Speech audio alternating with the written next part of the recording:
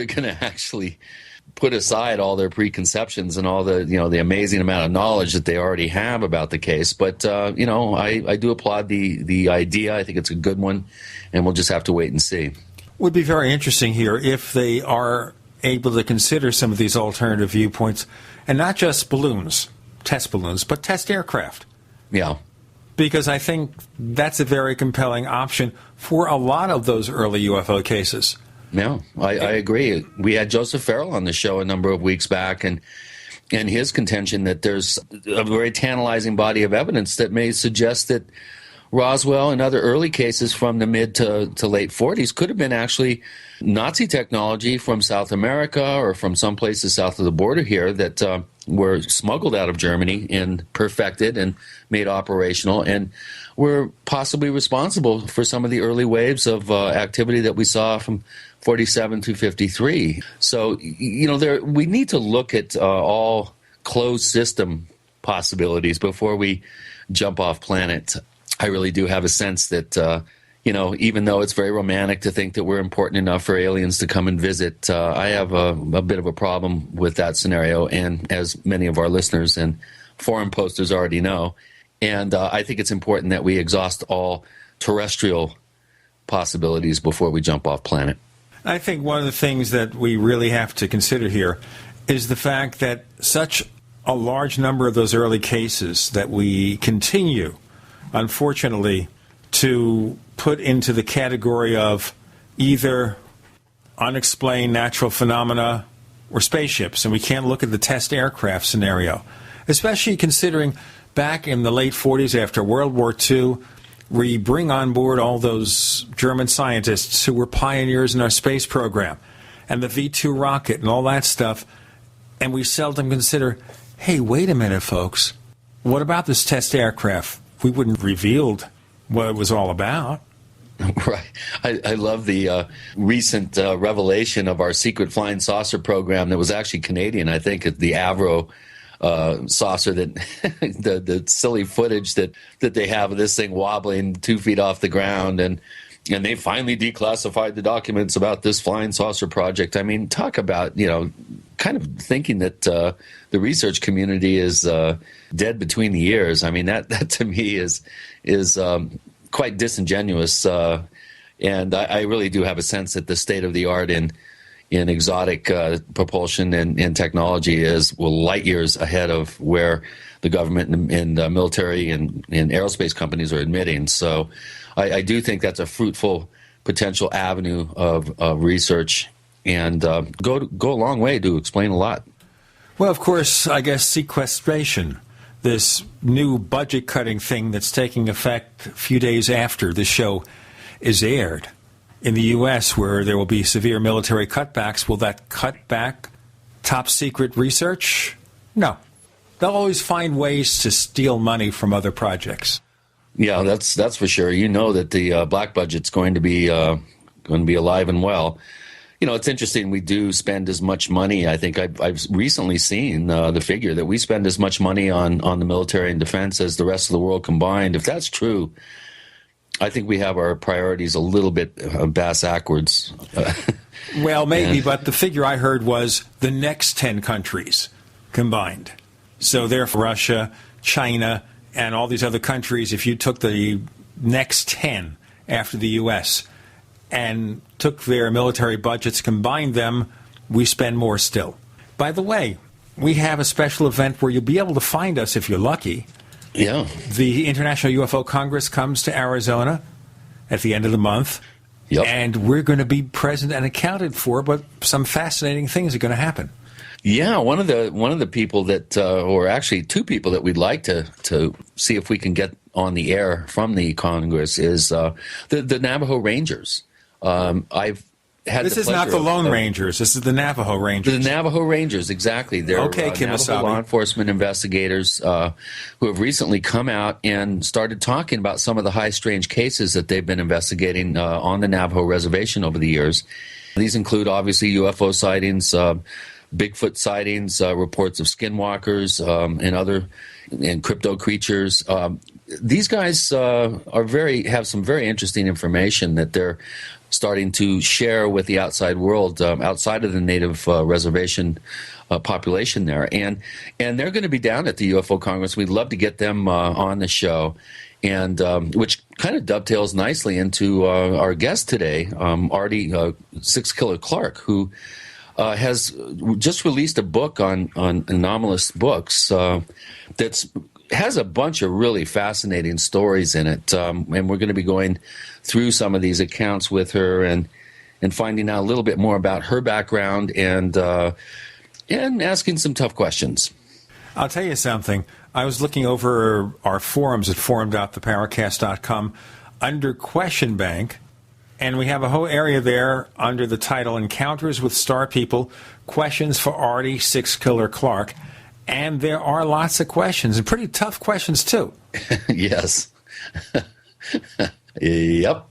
It's a book that doesn't have a single person listed as a on-the-record witness, so we're going to have to kind of do a little bit of digging here to find out, just kind of dig around a little bit on some of these accounts. Some of them are pretty fantastic, so this is going to be interesting. Of course, they all feature reports that come from Native Americans. Many of them are on Native American reservations, these events, and she's done quite a bit of legwork over the years, compiling a lot of these stories, but then there's stories. So we're going to have to find out what her thinking is about these accounts and why she chose to use the approach that she did. Her name, Artie Six Killer Clark, joining Gene and Chris. You're in the Paracast.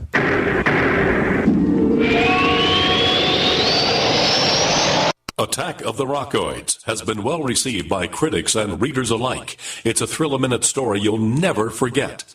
A former U.S. military intelligence officer is haunted by intense dreams about a beautiful woman pleading for his help after a terrible battle in outer space. But the dreams turn out to be true and thrust him into a telepathic love affair with a woman whose faraway planet is intent on destroying the Earth. And now the gripping tale continues in The Coming of the Protectors. It's the second book of the Rockoids trilogy, a galaxy-spanning adventure that pits our hapless heroes against powerful, fanatical enemies that threaten the lives of freedom-loving beings everywhere. Attack of the Rockoids and The Coming of the Protectors, classic science fiction at its best, available now. For more details, visit rockoids.com. That's ROCKOIDS.com. Gold. It's like nothing else on Earth. From the Romans through the Renaissance, from the Industrial Age to the Space Age, gold has weathered the test of time. For 6,000 years, gold has remained the ultimate store of wealth. According to the World Gold Council and the U.S. Mint, demand is at an all-time high. The stage is being set for the reemergence of gold as the common-sense alternative to a fiat paper currency that gets weaker every day. Midas Resources is proud to offer the hard-hitting report that arms you with the truth you need to protect you and your family from the Fed's plans for your hard-earned money. Don't gamble with your future. Call Midas Resources today and ask for your free copy of As Good as Gold. Call 1-800-686-2237 for the report the Fed hopes you'll never see. As Good as Gold can be yours by calling 800-686-2237. If you have ever thought about owning gold, you must read this report. Call Midas today at 800-686-2237. Are you still a traditional smoker? Now experience a new lifestyle and try vaping with e-cigarettes by LeSig. Imagine no ashes, stains, nasty smell, or coughing and hacking. With LeSig e-cigarettes' revolutionary microelectronic technology, rechargeable battery, and unique replaceable cartridge, you'll get all the benefits and satisfaction of smoking without the hazards. Choose your taste from a wide variety of our new American-made vape-free e-liquids at LeSig.com. And LeSig smokes the competition by serving thousands of worldwide customers with real people customer service, fast, free, same-day shipping, and a 30-day warranty and satisfaction guarantee. So are you ready for a new vaping lifestyle? Then call 870-518-4307. That's 870-518-4307. Or visit LeSig.com, spelled LECIG.com. LeSig e-cigarettes for today's modern smoker.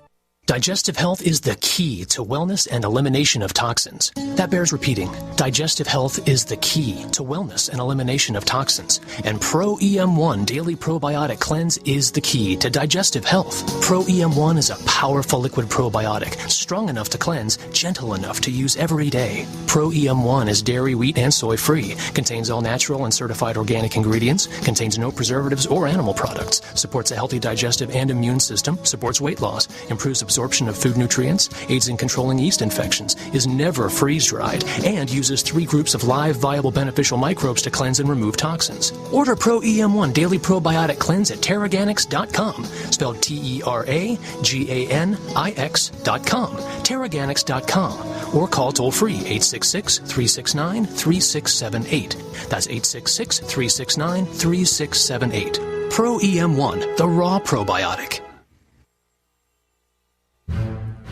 We'd like to hear from you. If you have a comment or question about the Paracast, send it to news@theparacast.com. That's news@theparacast.com. And don't forget to visit our famous Paracast community forums at forum.theparacast.com. Welcome back to the Paracast with Gene and Chris. And today we have a real special guest who I'm really looking forward to speaking with. And Artie Six Killer Clark is here. And we're going to be discussing Native American Star People traditions and a whole slew of reports that she's published in her recent book on Anomalous Books. And we're going to be talking about how difficult it is, number one, to investigate this particular realm, and especially on Native American reservations or Indian reservations. That term, Native American versus Indian, you mentioned at the front of your book that there's that you've decided to use the term Indian. You want to explain your thinking a little bit on that? Because I guess, prior to recording the show here, we were talking about this. Why don't you fill our audience in a little bit? Well, over the years, when you've been in a group of people and you describe yourself as a Native American, we always have people say, well, I'm a Native American too, because I was born here. And a few years ago, a group of American Indian researchers came together and decided that in our writing and our research, we would refer to tribal groups in general as American Indians rather than American Indians. And we made that decision based upon the fact that Native American, the term Native American, was increasingly claimed by those who were born within the United States, regardless of their ethnicity. And one of the most well-known Lakota journalist and publisher, Tim Gallego, he published the Lakota Times, Indian Country Today, Native Sun News. I quote him in the book as saying that, we realize that Indian is a misnomer, but for generic purposes, we are forced to use it when speaking of many different tribes. And he said, any politically correct thinker who believes Native American is the preferred identification tag for Lakota or any other tribe is wrong. Most of us do not object to the use of Indian or American Indian. And as I said, Native Americans can be used by any American native to this land. And so that's why so many of us who are researchers and writers have chosen to use American Indian. And I was frankly surprised at the angry response I got from people, because I explained that in the book why I was doing it. And it's been a standard for a number of years with Native writers to do just that, is to use the term American Indian instead of Native American. Hence the subtitle of your book. The book is called Encounters with Star People, Untold Stories of American Indians. Right. So right up front, you're making that declaration. Now, Clifford Mahooty is a Zuni elder friend of mine, and he uses the term Indian very nonchalantly and considers it politically correct. So that's it's a good point. I'm a Native American. I was born here, so if you really look at the term, and the majority of my Native friends call themselves Indians. I mean, I call myself an Indian. So, but I'm not sure why it generated so much anger, among some people, but. Thank you for giving me the opportunity to explain that. It is in the book, but apparently a lot of people aren't reading that. Yeah, you can't judge a book by its cover, and if you use the term American Indians, that can, I guess, tweak certain people's politically correct sort of view on indigenous American culture or Indian culture. And I think the term obviously was ascribed to native peoples when the Europeans first arrived, because they were looking for the Spice Islands, and they thought that they had arrived in Asia. When I speak too, I use native and Indian interchangeably. I mean, I just do that, out of just the way I was raised, but and my friends. But for a book, I wanted to make that distinction, and that's why I did it. Okay, well, let's move on now that we've kind of got our terms sort of defined here a little bit, and we understand why you've chosen this particular term, and it's important to make the distinction. Why don't you give us a little background about yourself, your education, where you went to school. Of course, you were a professor emeritus at Montana State University. Give us a sense of your background. What is your doctorate in? My doctorate is in educational leadership, and I was the director of the Center for Bilingual Multicultural Education and a professor of educational leadership at Montana State University. But my background also, I have degrees in psychology, history, and English. So, through the years, I've played many roles in education, because I've been a high school English teacher, I've been an administrator, I've been a psychologist, and when I came to MSU, I became a professor of educational leadership, and the director of the Center for Bilingual Multicultural Education. And my role there was not only to write grants to get funding for Native programs, but to go out into the field and to recruit Native students to come to Montana State University and to study, to become teachers, principals, or superintendents, because back when I first came to Montana State University, you could hardly find an American Indian teacher on any of the reservations, and if you did, it was only one or two. So our goal is to help Native people become teachers, and by doing that, I wrote federal grants to get money for scholarships so they could afford to come to school. And so that's the reason why I was off campus, out, recruiting students, and that's where I heard many of these stories. Yeah, and we're going to get to those stories, obviously, here in depth. One of the things I think we should point out is that American Indian, the educational system, was completely appropriated by the United States government, and students were taken and put into Indian schools for decades. And in many cases, run by the Catholic Church for most part. Well, yes, run by the church and by the government, and by the BIA, right? Well, one thing people should understand is many of these programs gave a rather skewed, propagandized, for lack of a better term, history of the culture that these kids were coming from. One of our goals at Montana State University was to try to get teachers and leaders into the school system who were American Indian, so that the children would have role models, that somebody looked like them, had gone to college and had succeeded. And we succeeded in doing that. I mean, over the years I spent at Montana State University, I had over, I would say, at least 500 students get bachelor's, master's, and doctoral degrees through scholarship funding that I was able to obtain through grant writing from the federal government. And it must be fun these days, and I'm saying that sarcastically, to get anything from the federal government, what with all cutbacks, and we were mentioning that earlier. We've got to do this break right now, Artie. We have Dr. Artie Six Killer Clark joining Gene and Chris. You're in the Paracast.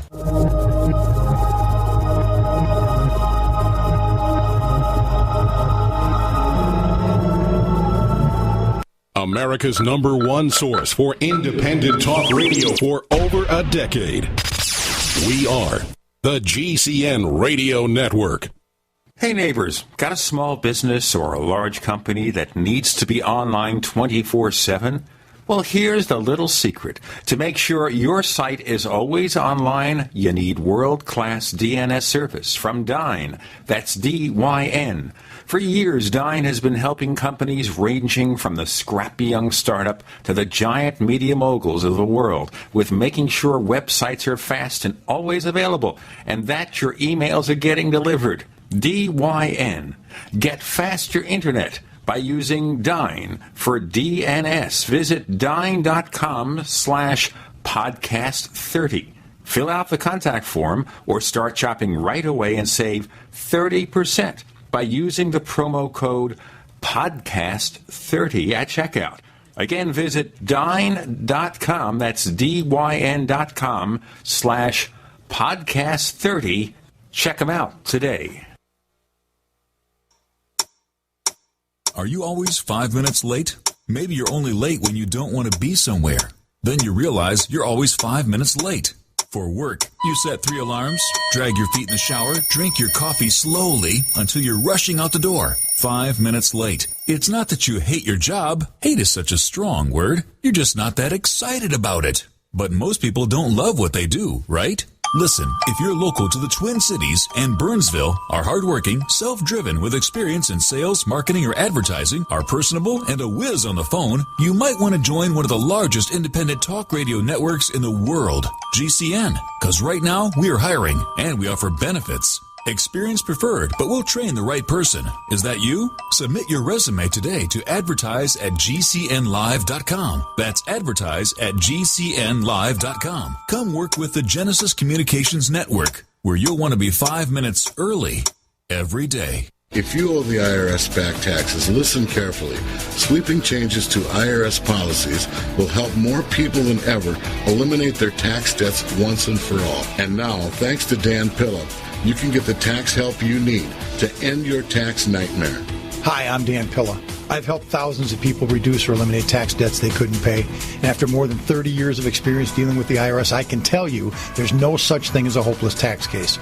With the IRS's new policies, it's easier than ever to put your tax debt behind you once and for all. Call now at 800-346-6829 to learn how I can help you. You know your IRS debt will not go away by itself, but you don't have to live in fear anymore. Call 800-346-6829. Learn how I can help you eliminate wage and bank levies, release tax liens, and negotiate a settlement with the IRS that will put your tax nightmare behind you forever. Call 800-34-NO-TAX or go to my website, taxhelponline.com. That's taxhelponline.com.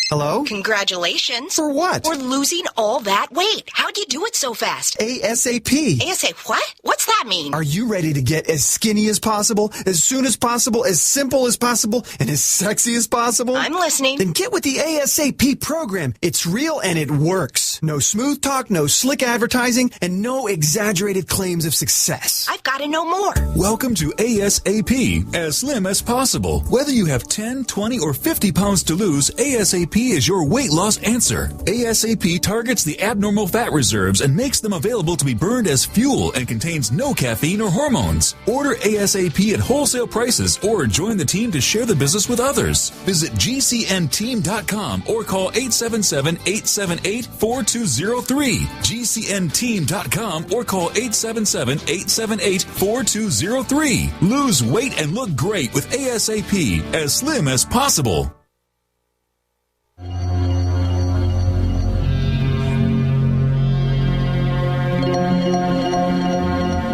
Hi, my name is Richard Dolan. You're listening to the Paracast.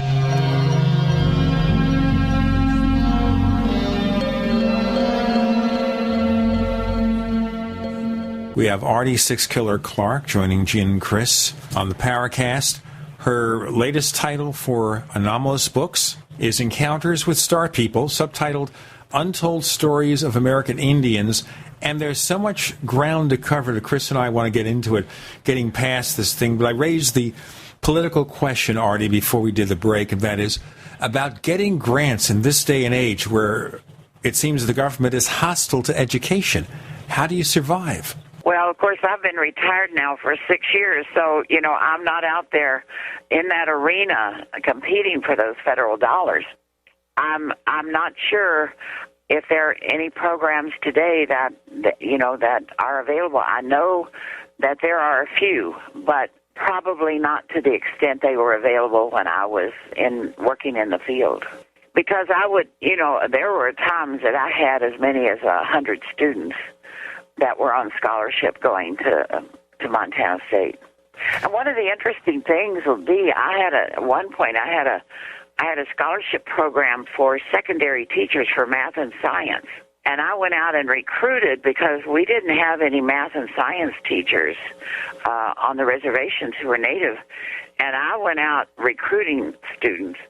And I got some excellent students. And out of the group, 60% of them left the teaching field when they discovered they could make it in math and science at a university level, and they became engineers and scientists and did all sorts of things because they realized that there was a whole world out there where they could use the skills they had, and so we lost some great teachers there, but at least they are out there working in the field.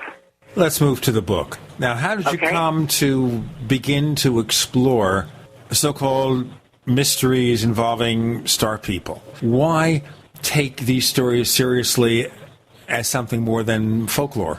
Well, my first encounter when I came to Montana State University with this subject was I had been out on a recruiting trip, and the gentleman who helped me on his reservation, after I met with a group of students, and he and I had dinner, and he said to me, if you've got some time, I'd like to show you something. And so he took me up in the mountains above his village, and we sat on a rock, and he pulled out binoculars, and he says, if we're lucky, they'll come. And I said, who? And he said, well, the star people, the ancestors. And I sat there and listened, and we watched, and they didn't come. But he said that he frequently came to the site and watched the skies and waited for them to come.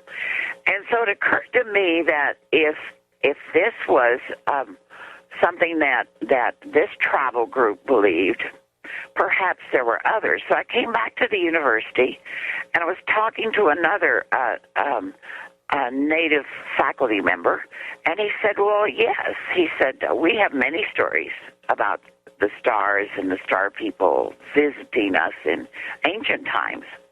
And so he started telling me the old legends. So I thought, well, as I traveled around and I would have free time, I would simply ask people, do you know any UFO stories, or do you know of anyone who's had experiences? And people started opening up.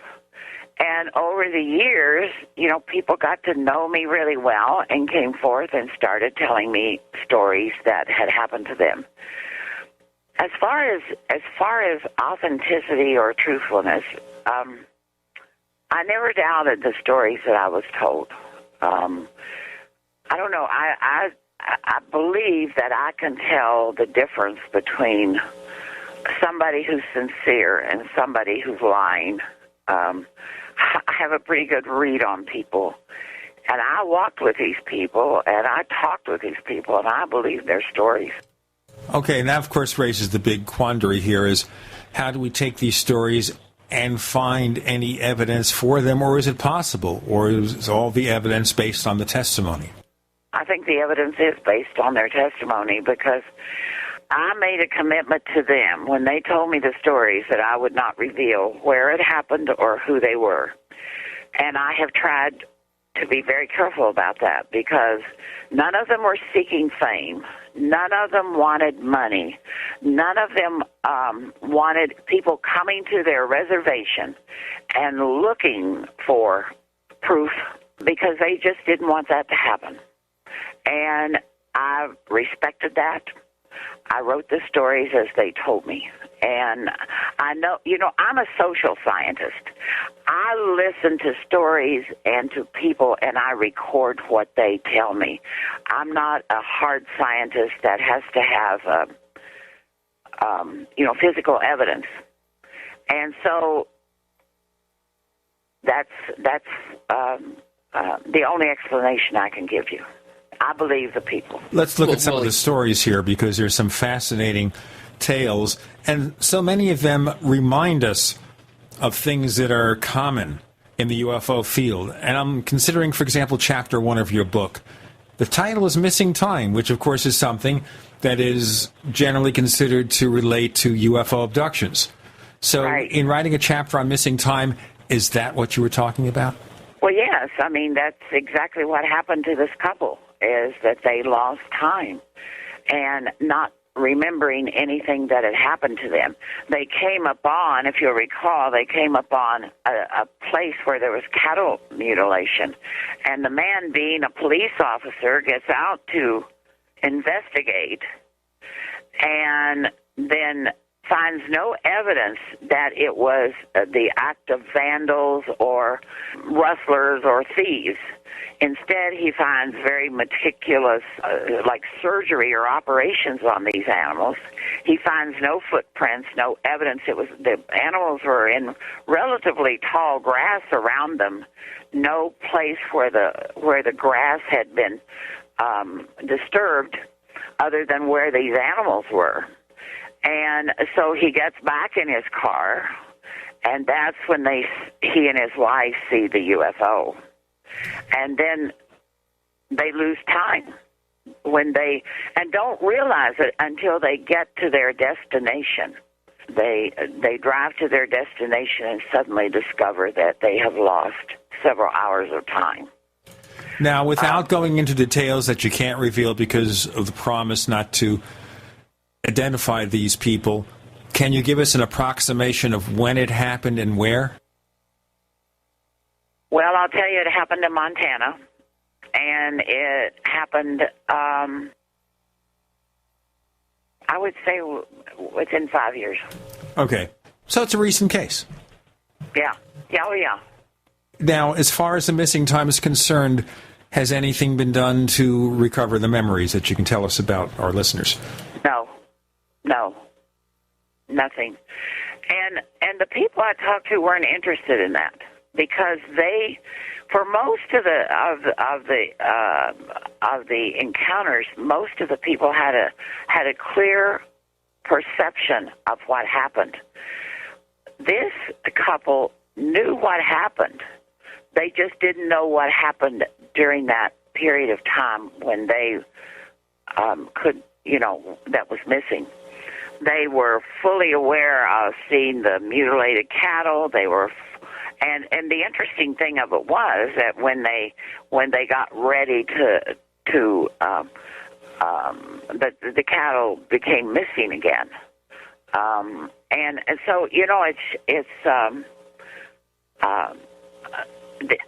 these individuals aren't interested in submitting to a psychologist, or some kind of regression or whatever. We have Artie Six Killer Clark joining us this week, and she has a fascinating book called Encounters with Star People. And this is not stuff that happened necessarily 2,000 years ago, but very recently, some of the stuff. With Gene and Chris, you're in the Paracast.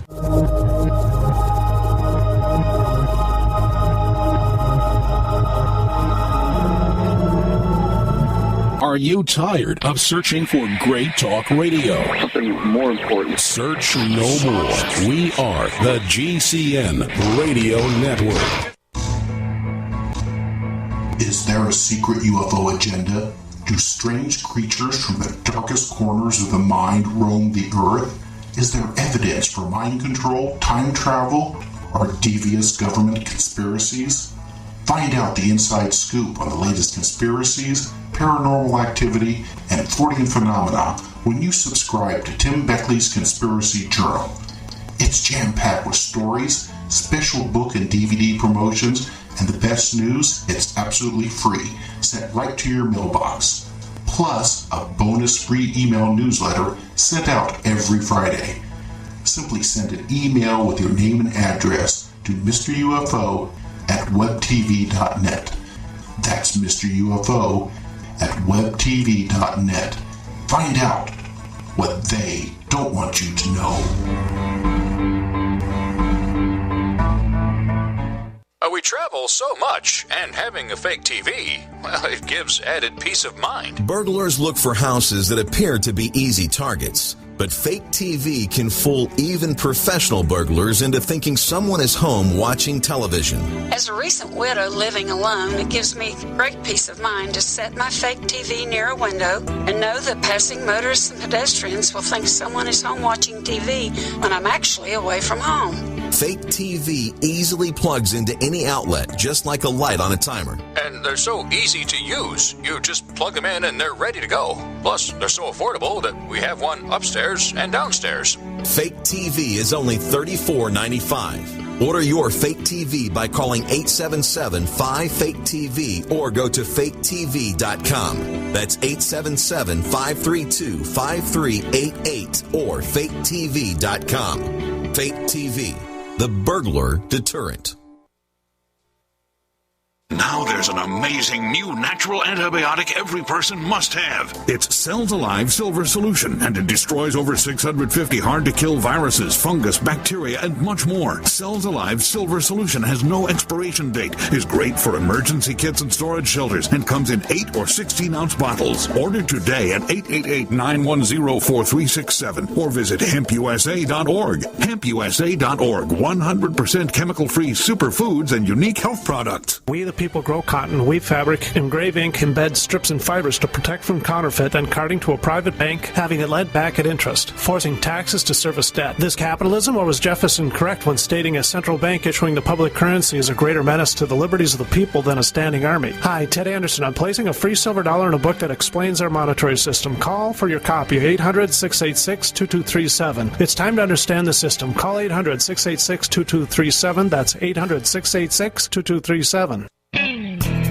You've come to expect winter specials from Herbal Healer Academy, and we're not going to let you down. Battle through cold and flu season with powerful, natural, and safe flu fighters. Antivirals like olive leaf extract capsules and elderberry power. Vitamin D3, 180 caps, only $9. Beta-glucans and an incredible immune system booster. Our own 4-herb tea capsules and Respa 8, all specially priced during the winter sale at herbalhealer.com. Also, exclusive homeopathic detoxes for lungs, kidneys, liver, whole body, and lymph are on sale. Herbal Healer Academy offers correspondence courses to teach you how to handle your health naturally.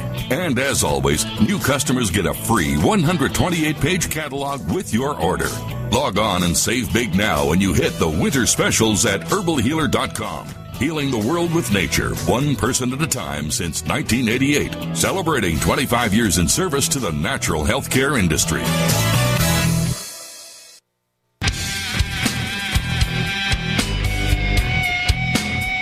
This is Kurt Sutherland, the author of UFO Mysteries, and you're listening to the Paracast. On the Paracast, we have Artie Six Killer Clark. We're talking about the Star People, but just encounters of a long time ago, but encounters that are quite recent and quite relevant to UFO research. Now, these people, are you able to tell us roughly what line of business they're in or anything about their background, or you'd rather not? You mean the individuals who I interviewed? You mean the individuals with missing time? Yes. One was a police officer and the other one was a teacher. Okay. Regular people. Oh, very reputable people, right. Regular and reputable. Right. And they're not looking for publicity, which is very important. They're not looking to sell a story. They're not looking to go before the International UFO Congress and do a series of lectures. No, not at all. Yeah, I'm kind of scratching my head here, thinking about the discovery of what appears to be a mutilated head of livestock, and then in the same sort of event, they see what they perceived as some sort of unidentified flying object. Did you get more descriptions of the object from them? Did it maneuver? How close did it get to them? Are there any more details that we have about this particular sighting?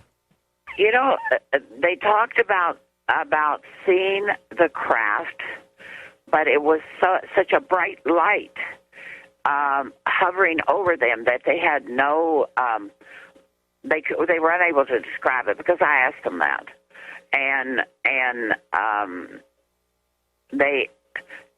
she discovers that her cell phone isn't working because she's trying to call her brother because their vehicle won't start.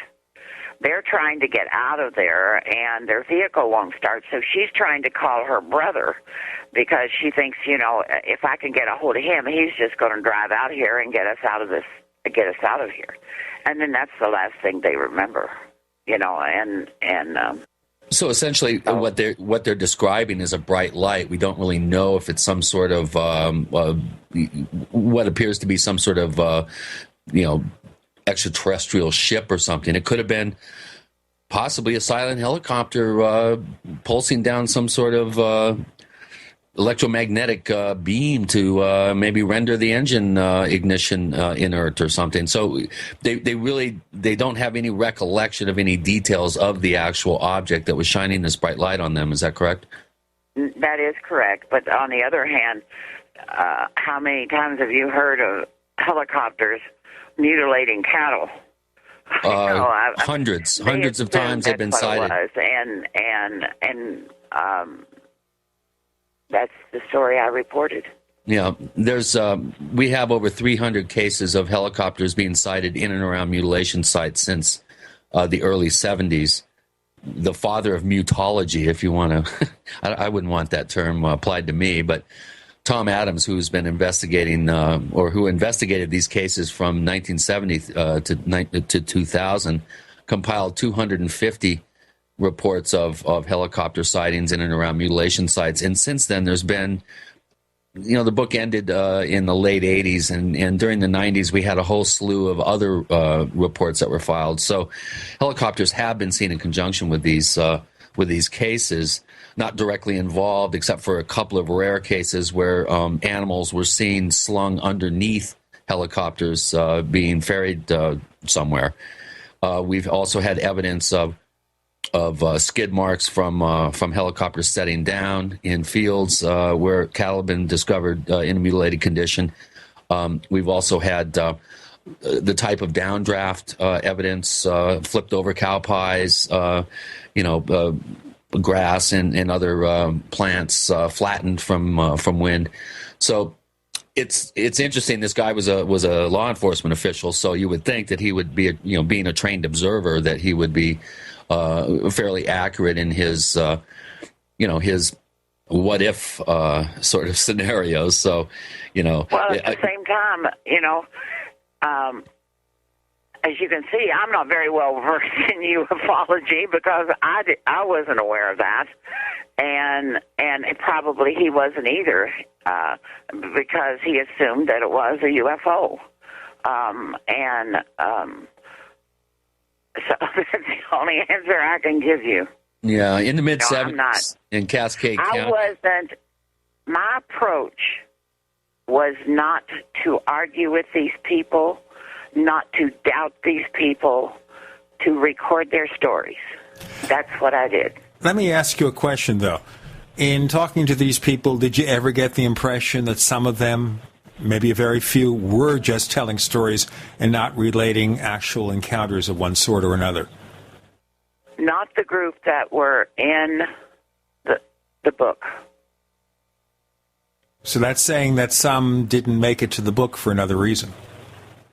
Well, I interviewed over 900 people.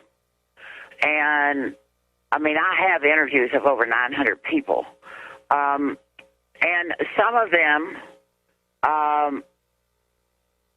the stories were just typical. I saw this UFO in the sky, and it zipped across, and it did this, and it did that, and those were not. But, I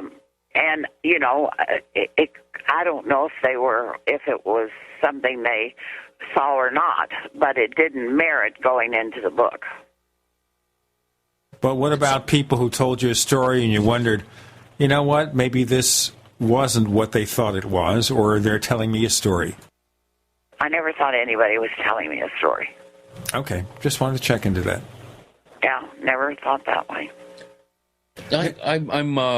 I'm curious as to where did the majority of these stories originate? Which particular part of the country? I know you traveled extensively through the time period where you were compiling all these interviews and stories. Did you see any sort of correlation between location, between a particular reservation or part of the country? Was it pretty evenly distributed in terms of these accounts, or did you see centers of activity or hotspot areas? I'm trying to think. I don't believe so.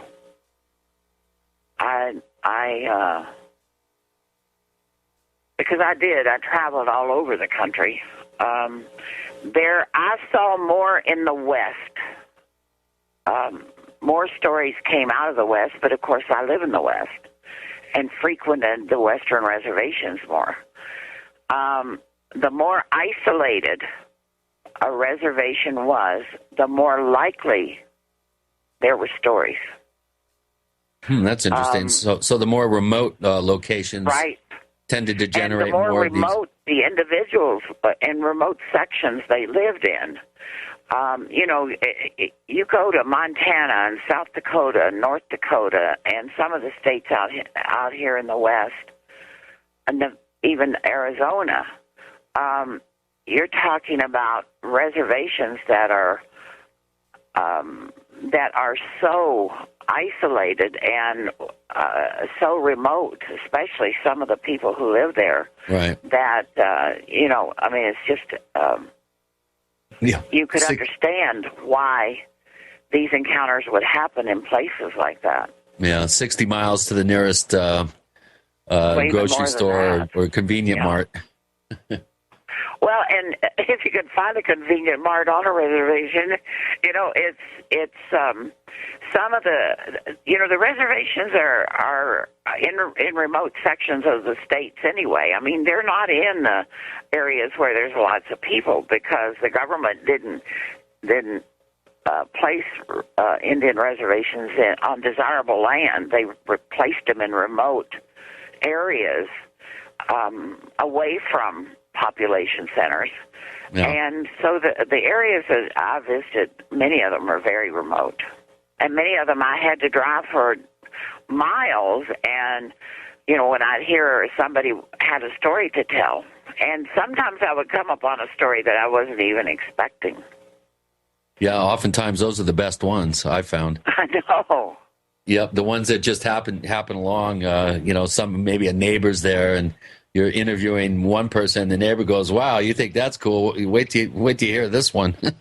I've had that happen a number of times. Leland was an example of that. I went there to buy a drum, and then he begins to tell me the story about this craft that hovers over his property and lowers an automobile with these people that look like humans, but he doesn't believe they are humans, and he thinks that, and then his story was later corroborated by a friend of his that had seen the same thing happen on the property. I'm going to ask you, by the way, just silly question. When we get back after our break, what kind of automobile or automobiles were dropped? We have Hardy Six Killer Clark joining Gene and Chris. You're in the Paracast.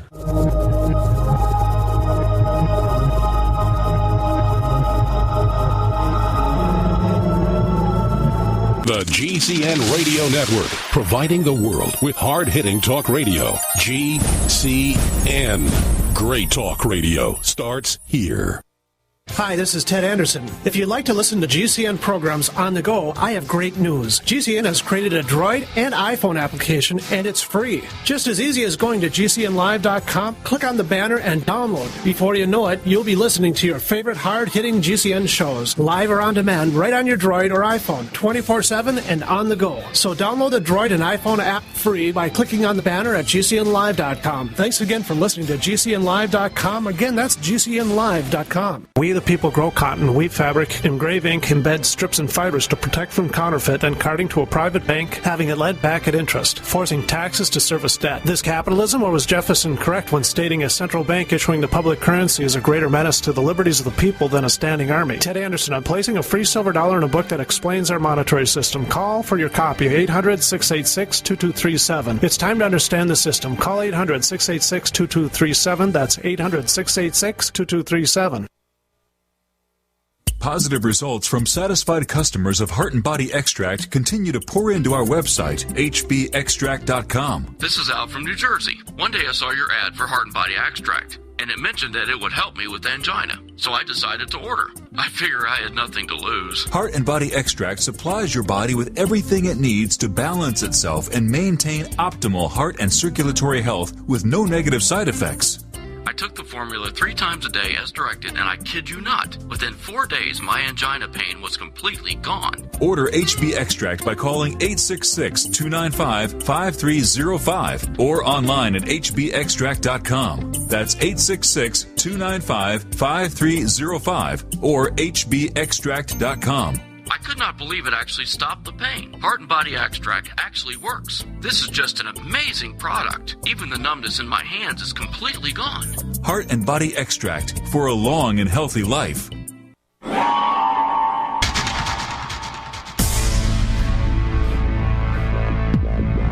Welcome back to the Paracast, the gold standard of paranormal radio. And now, here's Gene Steinberg.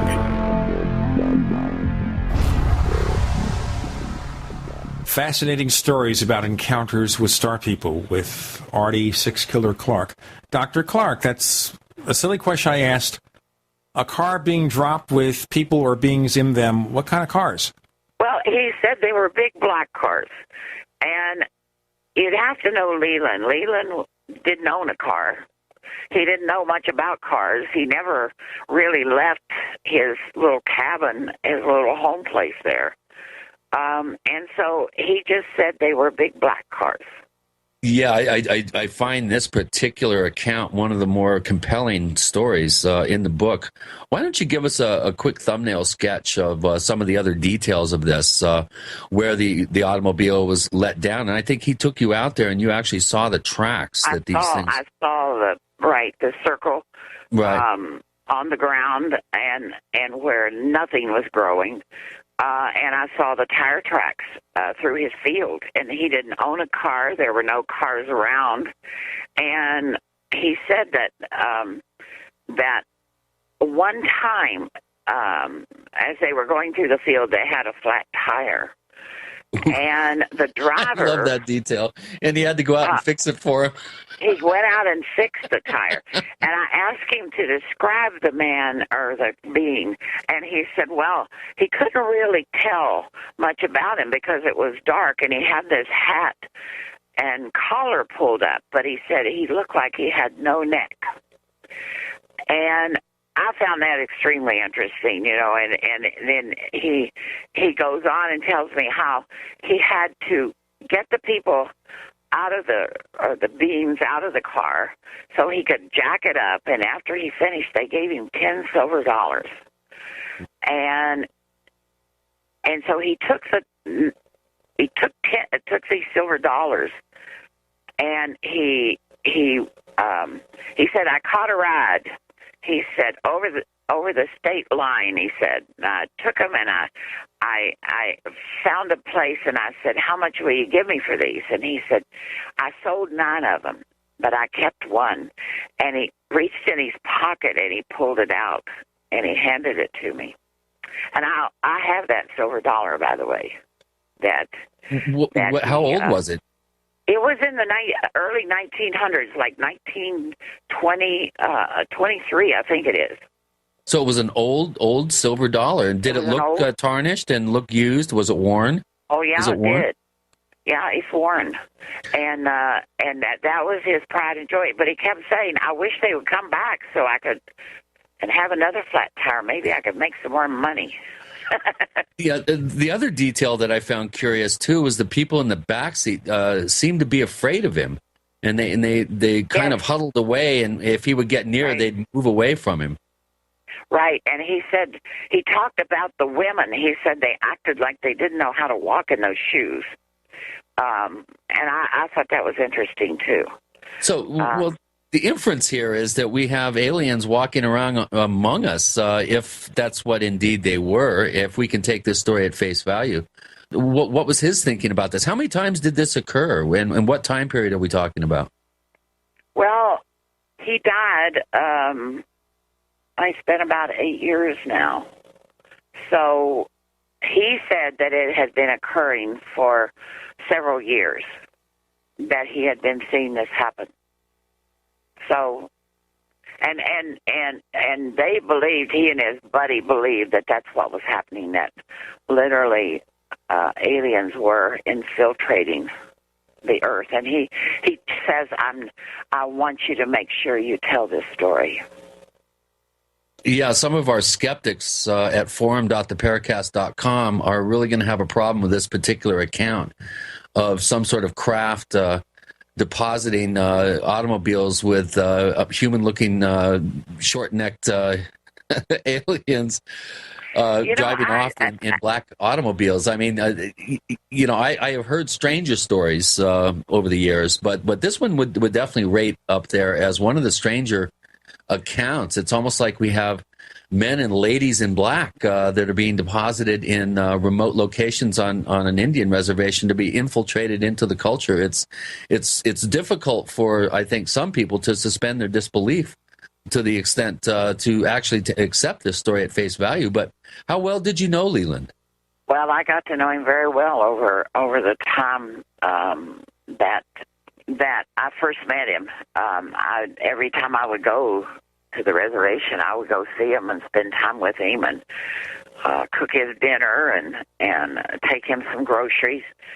But I heard another story it wasn't like Leland's, but I was in Alaska, and I had told some people in this community that was basically a native community that, I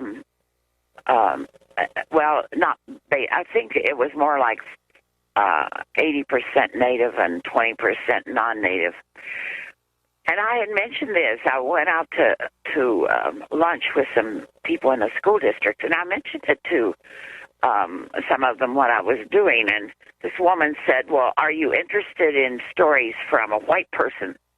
And I said, I'm always interested in stories. And she told me a story about being on a trip one night. She said, my friend and I came around a bend, and there was an automobile that was half stuck inside this hill. And she described the highway as one where it had been cut through, mountainous roads, and this cliff just zoomed up over the highway. And here was this vehicle that was half sticking out of this mountain. And she said, we just could not believe this. And she said, so we went down the road, the first place we could find, we turned around, and then she described this craft that she saw. And she said when we made it back to the location where this vehicle was stuck inside this mountain, she said it was gone. It had just disappeared. And she said, now that's a true story. And I don't doubt her because, she had no reason to tell me a big tale. She was obviously very concerned about this event, and she was convinced that car had mistakenly been put there by a UFO. Wow. And that by the time they got turned around and got back to where it was, the car had been removed. So, I don't know if it's that outlandish or not. Those are two incidents that you wouldn't expect to happen, but she said, and I can introduce you to my friend who would tell you the same story. So, maybe people will be skeptical, but those are two stories that I heard involving cars and UFOs.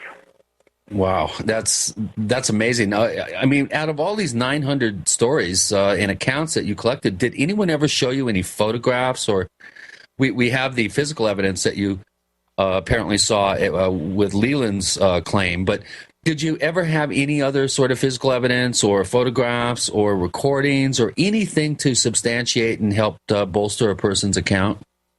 The only, the one thing I remember was the gun of the police officer that had been melted. I saw it. I've been criticized because I didn't take photographs of it, but that wasn't my intent. I didn't want to make people uncomfortable with cameras and running around the reservation like some obsessed person with UFOs. I mean, in order to get these stories, you have to have a certain amount of respect. You have to have a certain amount of, people have to trust you. Yeah, oh boy, I know about that. Before we get into any further issues regarding trust, and we certainly trust Chris O'Brien, and we're finding a lot of trust in what Artie Six Killer Clark has to tell us. With Gene and Chris, you're in the Paracast.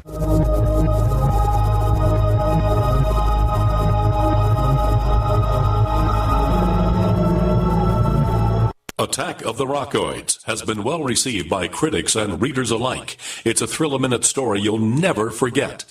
A former U.S. military intelligence officer is haunted by intense dreams about a beautiful woman pleading for his help after a terrible battle in outer space. But the dreams turn out to be true and thrust him into a telepathic love affair with a woman whose faraway planet is intent on destroying the Earth. And now the gripping tale continues in The Coming of the Protectors. It's the second book of the Rockoids trilogy, a galaxy-spanning adventure that pits our hapless heroes against powerful, fanatical enemies that threaten the lives of freedom-loving beings everywhere. Attack of the Rockoids and The Coming of the Protectors, classic science fiction at its best, available now.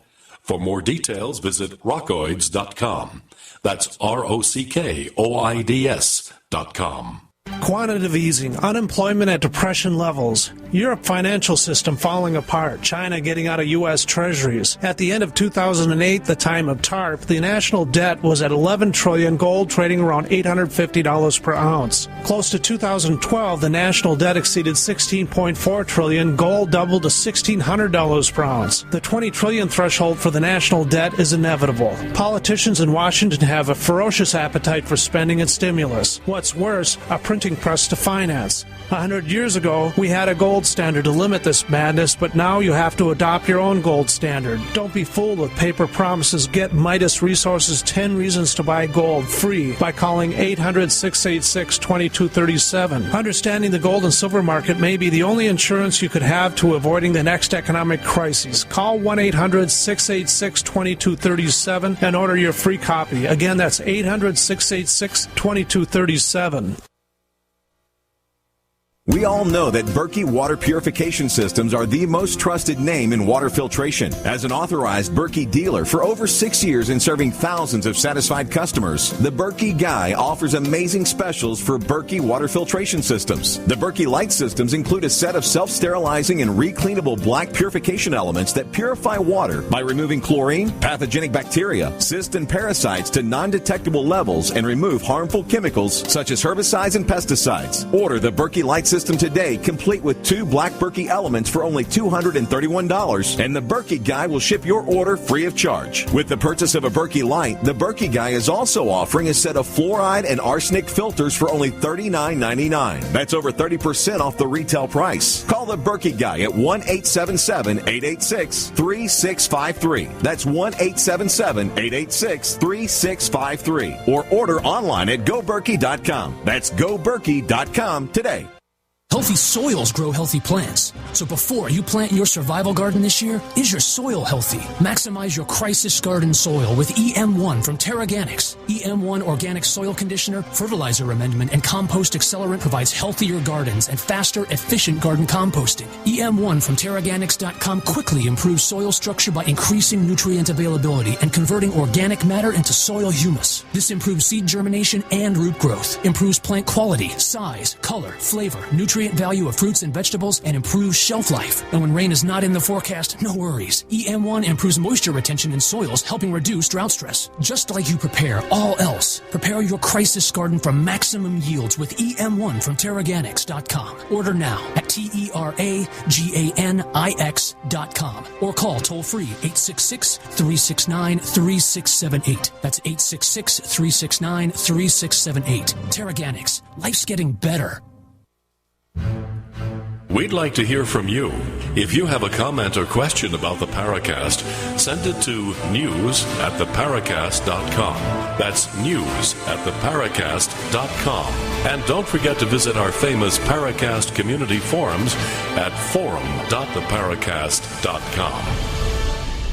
With Gene and Chris, we have Artie Six Killer Clark talking about encounters with star people. But one thing I want to ask you here, we assume these strange beings are star people. Is that therefore saying that, oh, it's E.T.? Are we assuming it's E.T. without necessarily any evidence of that?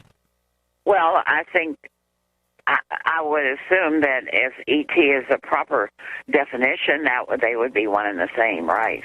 The one thing that was made clear to me several times was that there were different visitors coming to this planet, and they were, and there was an agreement that they would not interfere. There was a non-interference policy of such, and that there were lawbreakers. There were people that did interfere, and they were highly frowned upon by other societies in the universe. And I was told that several times by people, that one of the reasons why we don't have a lot of interaction with star beings is that there's an understanding in the universe that cultures are to be left alone. But don't you think the mere presence of so-called alien craft, UFO abductions, things like that, that's interference? Yeah. Well, and I think you could interpret it that way, but I don't think that a lot of the UFOs that you see you are intended to see them. I think that's why you have these stories, these events, encounters occurring in remote areas. Right, accidental encounters, basically, is what accidental, right? Well, this because they're not looking now. They're not looking for that interaction, and it seems like there are some, from what I was told by some of my interviewees, that there are those that break that law. And well, I would assume that leads me to a question. People, pardon? We have a bunch of questions from Paracast listeners that they post on our forum, and okay. Aldo Poe is one of our newcomers to the forum, and he asked that very, very question: Are star people all from one race, or are there many different races visiting us? And basically, what I'm hearing you say is we're dealing with various races or entities, types of entities that are visiting us, and that oftentimes these events or encounters are accidental. They're not really intentional. Here's another couple of questions that I think along these same lines. Conrad Hartman's been a very active poster at forum.theparacast.com for the past year, and he asks he's real excited that you're going to be on the show, and asks a number of questions. One of them is, are there significant differences between tribes in the way they deal with UFOs and related phenomenon? Do you see correlations of how Indians in terms of Indian tribes deal with this type of thing? Do you see correlations, or is each tribe different the way they view this material? Well, I think one common thread that runs through all is that not to talk about it. That it's looked upon not as a common event, but not an unusual event, because there have been so many people who have witnessed such events, but they're, cautioned not to talk about it. And I think part of that comes from the fact that they do not want people from the National Enquirer or people, coming onto their reservation, because they like their privacy and they don't want that interference in their lives. Does that answer the question? I'm not sure. Yeah, and also that answers had. the next question that he had, too. He said among people in the U.S., discussion of UFOs is often met with derision and mockery. What has been the attitude of people in the tribes, regarding the acceptability of discussing the topic, and do people encounter the same stigma as in non-Indian U.S. culture? And I think you've pretty emphatically stated, that people tend to keep these stories to themselves. They're pretty much automatically keep quiet about this stuff. They don't share these stories even amongst themselves. Well, how about there's also something else that goes on too, and when you read the book, you'll see some incidents of that. Is very common among some of the tribes to tease each other, and they tease sometimes unmercifully. And if you remember the police officers who reported sighting a UFO, and they were referred to as the Little Green Man team, and their fellow officers just teased them unmercifully. Right. And they told me if we had it to do over again, we would have never said a word, because for the rest of our lives, that's who we will be called. Right. And Indians, when our Indians kids grow do up, tease each other. They'll be talking about it. Yeah, I've noticed when I've spent time on the various reservations, that Indians have a really almost a hyperactive sense of humor, and they do tend to tease each other. Oh, they do. Unmercifully. And so that in itself, and then there were some that some of the younger generation feared that it might result in a job loss, because they were in positions of public trust. And if somebody even questioned their sanity, they might lose their job, or they might not be hired as a consultant someplace.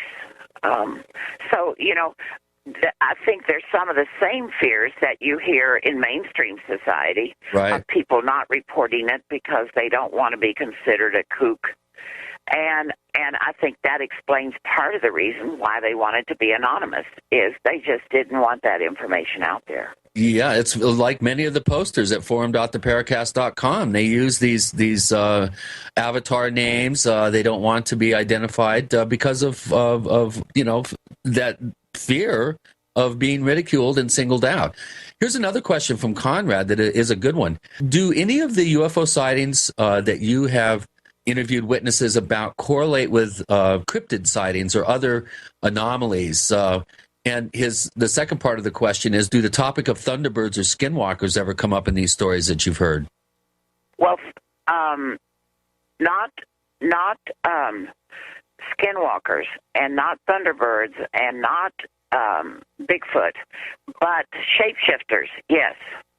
In fact, I heard many stories about aliens or star people who could appear and disappear at will, who appeared as lights in the beginning and then suddenly took human form. You're raising a big issue there, and I wanted to ask you some questions, because that brings up other possible questions about the origin of these beings. We have Artie Six Killer Clark. We're talking about encounters with star people with Gene and Chris. You're in the Paracast.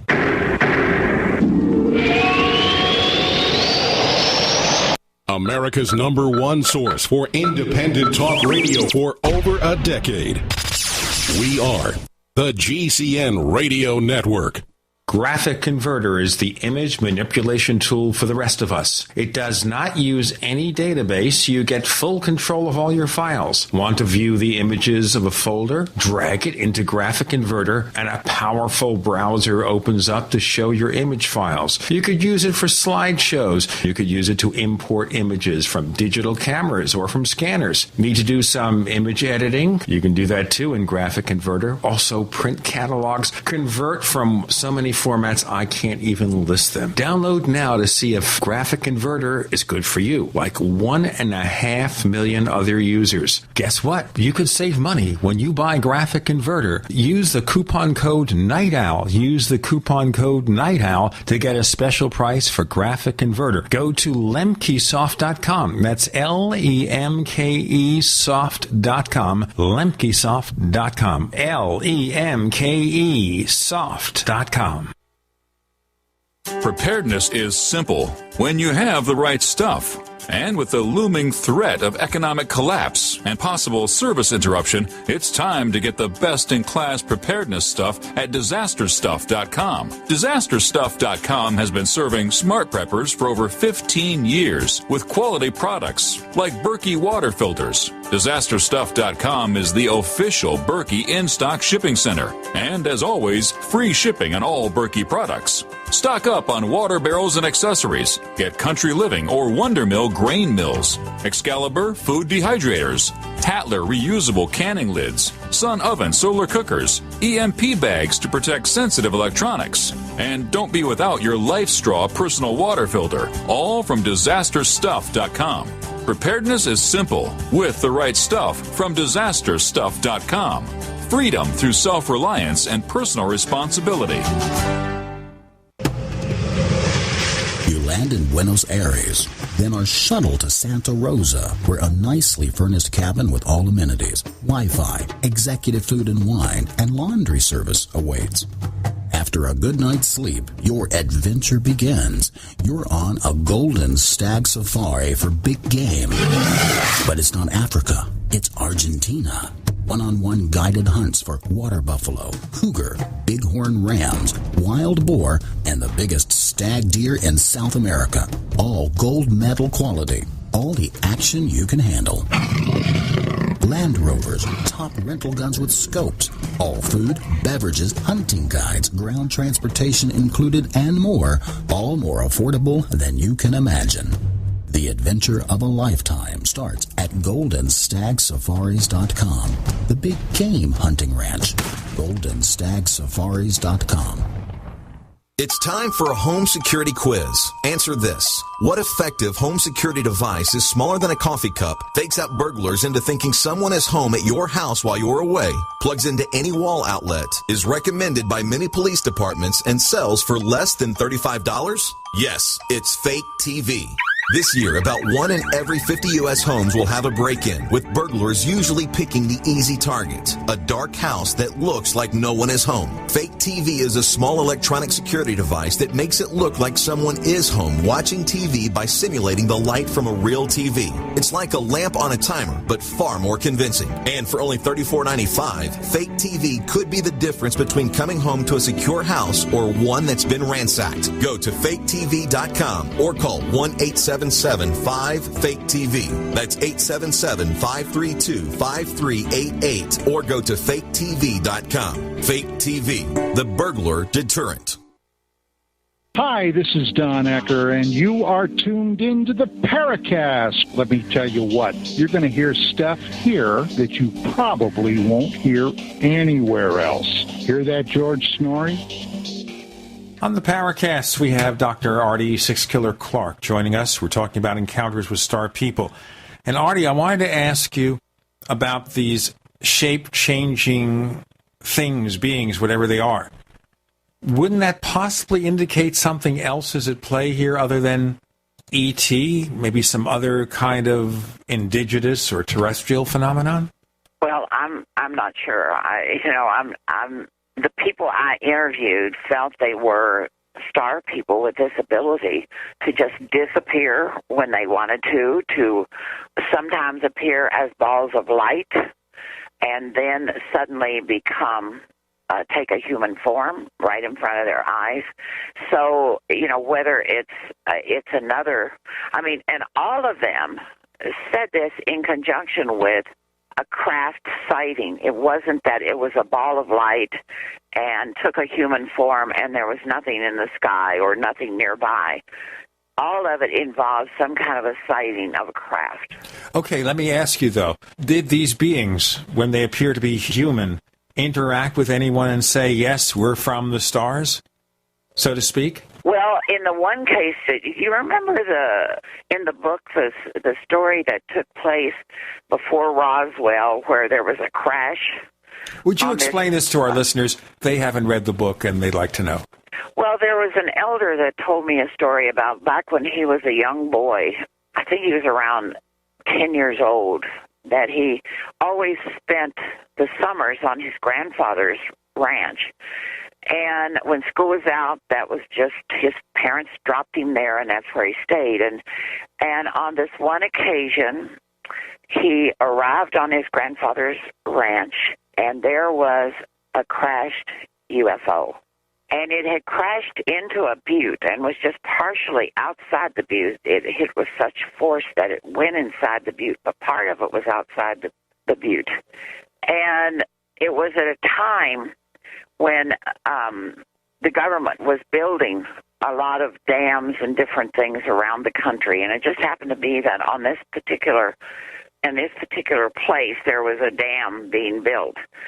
And his grandfather is forced to leave his property. Well, first of all, I should say that his grandfather talked about these alien beings from the stars who came and 17 of them, I think it was, survived. He didn't know if any others were there, but there were 18 seats, I believe, on the craft. But 17 of them, and they lived there. But when he first encountered them and would go there, they would disappear at will. And afterwards, when they realized he meant them no harm, he had an interaction with them. And they were rescued. They stayed there a few months until a craft came back and rescued them. But did they say where they came from? Well, he said that he went, after he was older, that he went to his science teacher, and what he said is they came from Pleiades. That's what he said. Is that what they told him? Well, that's what they told the grandfather.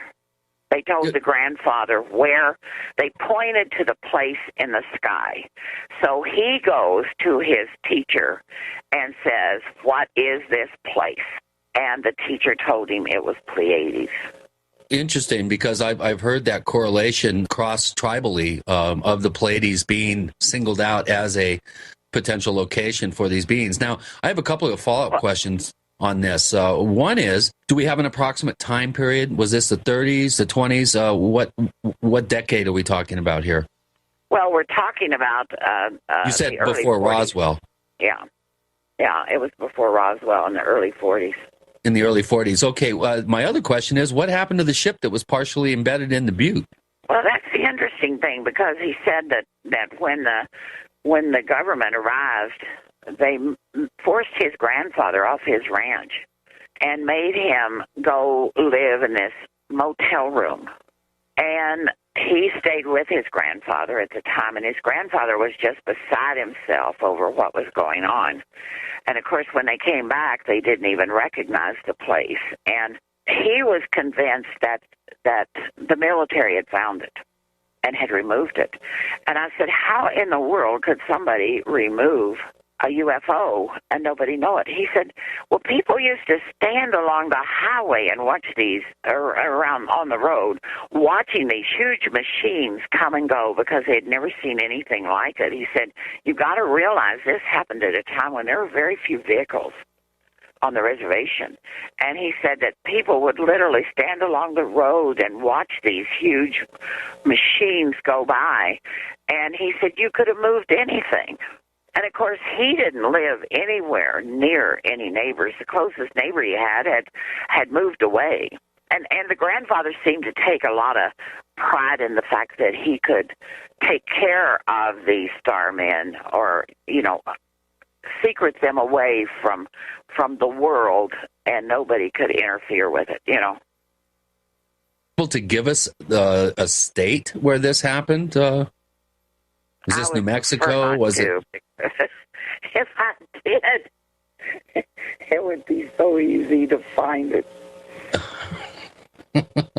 Well, I'm sure you understand my eagerness to kind of try to pinpoint this location a little bit. You can't blame me. I mean, this is 17 star people coming from a crash saucer, the government recovering it. They're there for months. It's hard for me not to ask probing questions, Artie, as I'm sure you can understand. I know that, but I just am. If I told you, it would just. Could you tell me privately? Not on the air? Could I talk to you, and could you verify some of the locations of some of these cases if I promised I would not publicize this? I promised the people. Okay. So it's hard for me to break that. Okay, promise. when an investigator... what does a person have except their word? Really, right. What really matters in this world except your word? Right, and oftentimes when I am asked to, honor a person's request for anonymity, one of my follow-up questions is, well, would you mind if I shared this story with a fellow investigator off the record in private? And I give them that option. This might be a little something that you might consider in the future. When I collected these stories, occasionally I would think, well, maybe I'll write a book. But then, I pretty much I just set them aside and just wasn't going to do anything with them. And then was encouraged to write the book. So I never even thought about asking those kind of questions, right? Because I was just collecting these stories, and now in hindsight, I probably should have done a lot of things that I didn't do. But I guess I looked at things differently as a social scientist. You're actually we're talking about folklore here. Really, we're not talking about science. We're not talking about points of data. Verifying dates, times, accurate descriptions, looking for physical evidence, like myself and other investigators would do. It reminds me of Tom Dongo here in the Sedona area, who's been collecting stories for 30 years, many of them actually from the Navajo reservation. He's not interested in the least to get a date, a time, and a lot of accurate sort of data points. But I'm gonna kind of cool our jets here about some of these accounts and get a sense from you if you've really, in 900 interviews, you're going to start to see some correlations between tribal thinking in terms of star people. Do you see a consistent kind of a body of thinking or a sense of similarities between different tribes, traditional knowledge concerning star people? The Pleiades, I know, and Orion. This is a place where we have to kind of sort of break it. We're talking to Artie Six Killer Clark. With Gene and Chris, you're in the Paracast.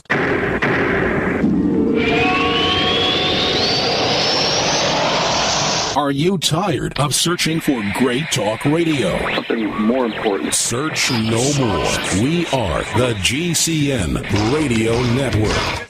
Whether it's personal mail, whether it's business email, you want reliable, dependable delivery, freedom from spam, freedom from viruses. Well, Polaris Mail offers professional email hosting services for your personal or small business use. Each account uses 25 gigabytes of storage, an easy-to-use webmail interface, and full mobile sync. Sign up today for a 30-day free trial at polarismail.com, polarismail.com. So here's what happened. I was placing an order online. The site went down. It just stopped responding. It took hours before it returned, but I'd already placed the order with another company. If your site goes down, you could lose business. And if you have a business or personal site, you'll want to know it's easy to run and it will stay online. At iWeb, your site is hosted on one of the most reliable networks in the world. Check it out. iWeb.com. That's iWeb.com.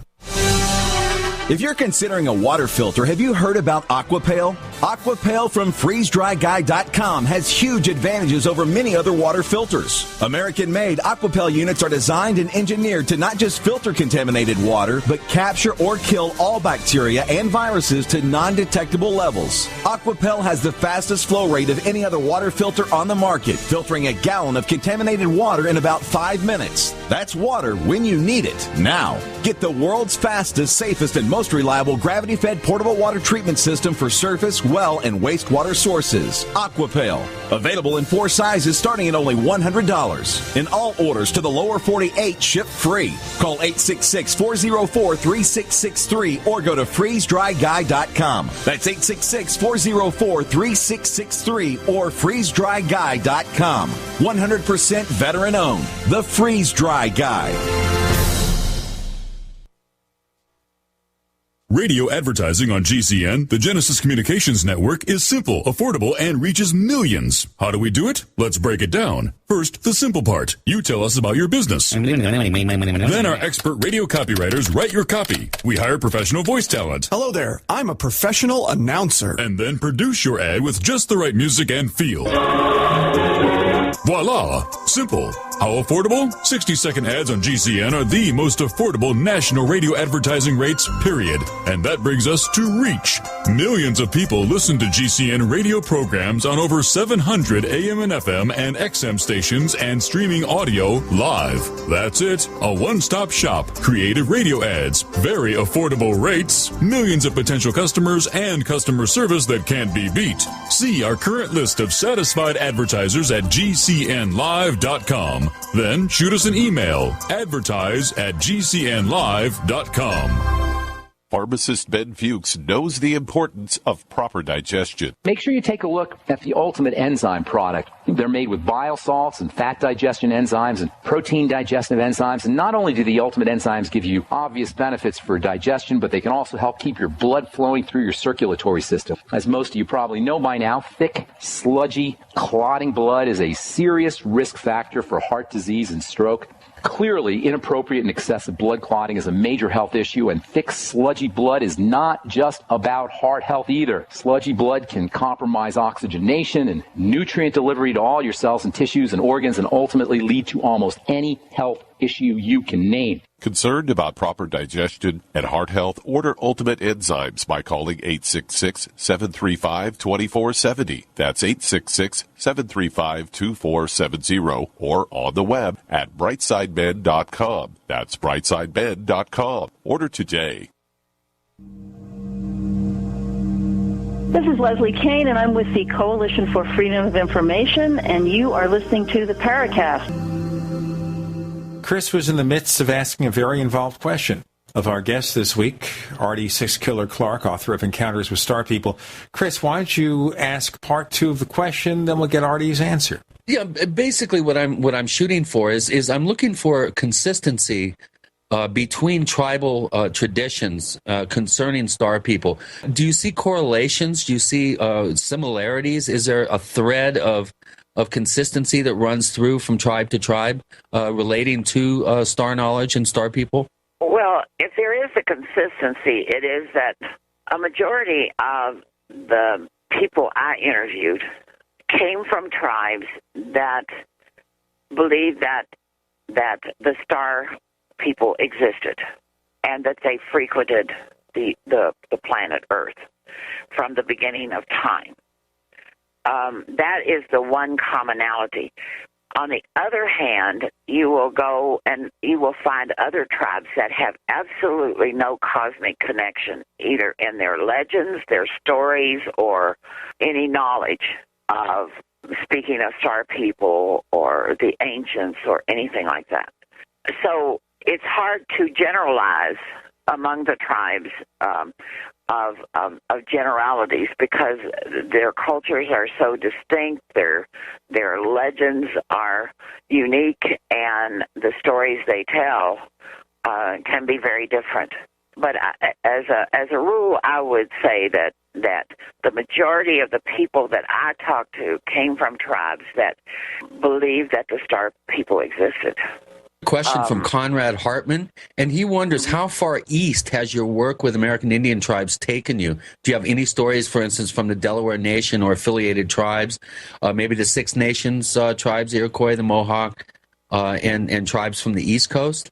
Well, obviously, I was some of my stories in the book do come from the East and the Midwest.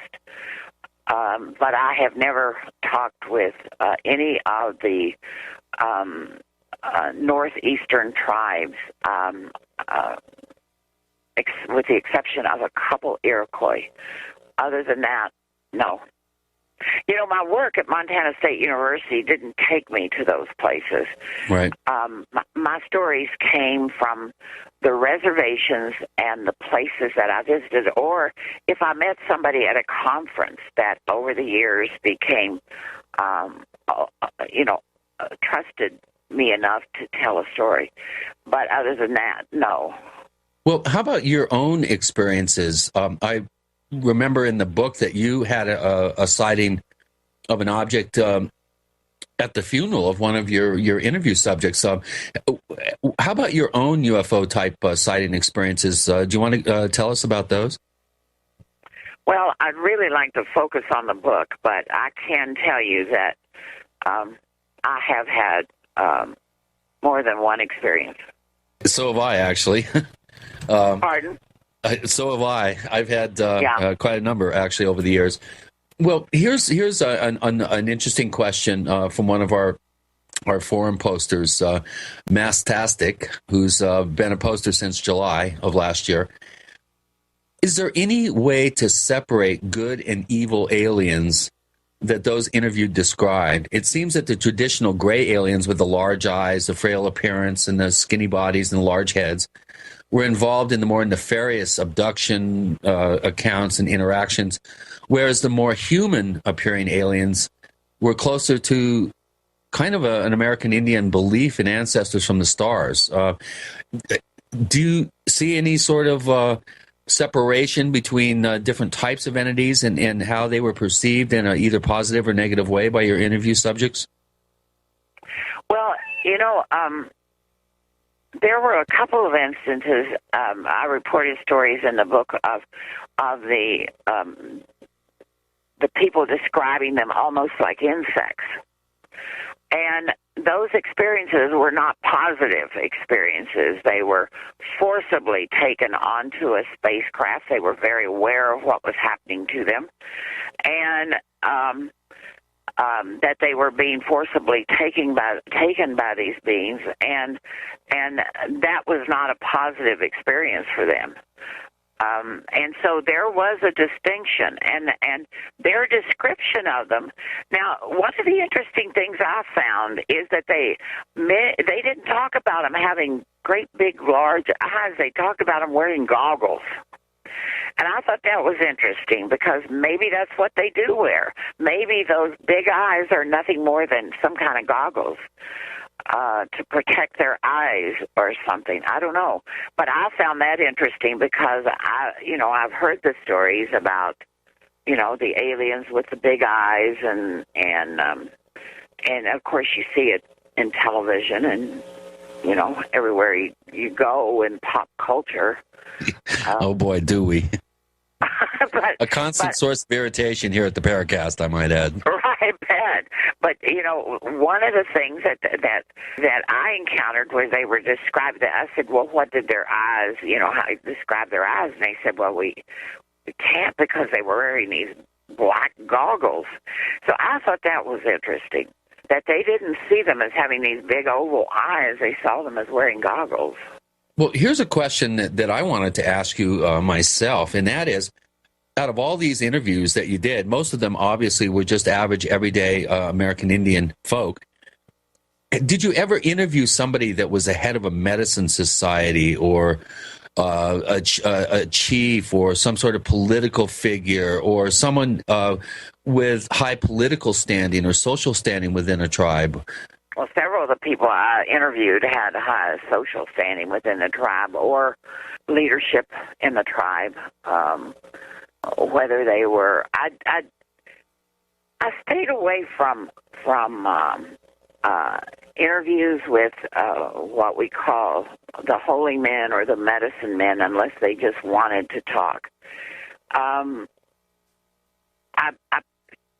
My work took me to places where I met the leaders of the community, both in the school and in tribal government, and so the people I interviewed were often head of programs or that were tribal programs or leaders of in the community. And so, yes, it just wasn't, somebody that I picked up off the street. These were reliable, respectable individuals. But they also, as I point out in my book, some of them had never used a cell phone, had never watched television or owned anything like that, whereas others had PhDs. So it ran the full gamut of people with different experiences and different backgrounds. As many investigators and researchers out there will attest to, these types of experiences tend to happen across the board in a culture. No single group is more susceptible, or except maybe divorced middle-aged housewives and abductions. That was a joke. We have a very interesting. I have an interesting question from somebody that just signed up here this month on the forum at theparacast.com. It says, "Hello, I'm a newbie to both your site and your show. And with that said, I'm currently reading Dr. Clark's book. Although new to your show, star people and topics of this nature have been a lifelong interest of mine." And their question to you is, in the book, chapter 21, Two Women Speak Their Minds, Tally, one of the witnesses, informs you, quote, "I was told that there were 4 violent species in the universe. Humans were one of them," unquote. Did you ever hear of who the other 3 violent species were? And they go on to say... She never explained, and I asked her that. And she looked at me and she said, "With all these interviews you're doing, you should be able to figure that one out for yourself." So I don't know. Thanks. I never got an answer from her. Oh man. Well, this person, Eben Spencer, is very loves your book and says, "For those of you who have yet to read this book, I'm referring to a rather charming encounter, including one of the chapters, and they highly recommend anyone interested in furthering their perspective on ETs and visitations to read your book." And they say that your the American Indian outlook pertaining to the subject matter is very rich in detail and well worth your time. I agree. There's some fascinating accounts in here, but again, you're sort of handcuffed here a little bit in terms of the real skeptical side of our audience. We do pride ourselves in being healthily skeptical in dealing with these subjects, and at times we tend to get a little bit of flack from people that want us to suspend our disbelief completely, but we have to suspend right now. I knew you were going to do that, Gene. With Gene and Chris, you're in the Paracast.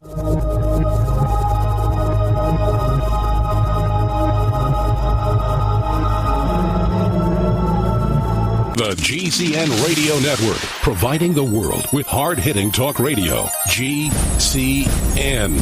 Great talk radio starts here. Hi, this is Ted Anderson. If you'd like to listen to GCN programs on the go, I have great news. GCN has created a Droid and iPhone application, and it's free. Just as easy as going to GCNlive.com, click on the banner, and download. Before you know it, you'll be listening to your favorite hard-hitting GCN shows, live or on demand, right on your Droid or iPhone, 24/7 and on the go. So download the Droid and iPhone app free by clicking on the banner at GCNlive.com. Thanks again for listening to GCNlive.com. Again, that's GCNlive.com. Hi, this is Ted Anderson. Have you ever wondered why banks, stockbrokers, investment advisors won't talk about gold IRAs? They've been available since 1986, yet the financial industry won't recognize the value of gold for your retirement. Gold has outperformed paper investments, yet no word about IRAs. If you would like to have gold for your retirement, call 800-686-2237. Don't get left behind by rising inflation and low returns. Call 800-686-2237. Secure your future and call 1-800-686-2237. Extend your life with Extendovite. Extendovite is a 7-herb heart protection cocktail designed to support cardiovascular health, blood pressure, and cholesterol levels. February is Heart Month, and we at Heart Drop 2000 are having our Heart Month sale with prices from 6 years ago. Starting now until February 28th, you can purchase a 4-month supply of either capsules or liquid for only $125, including shipping and handling, to help you help yourself. So call now to take advantage of this one-time offer. To order, call 1-877-928-8822. That's 1-877-928-8822. Or visit our website at heartdrop.com. Extend your life with Extendovite.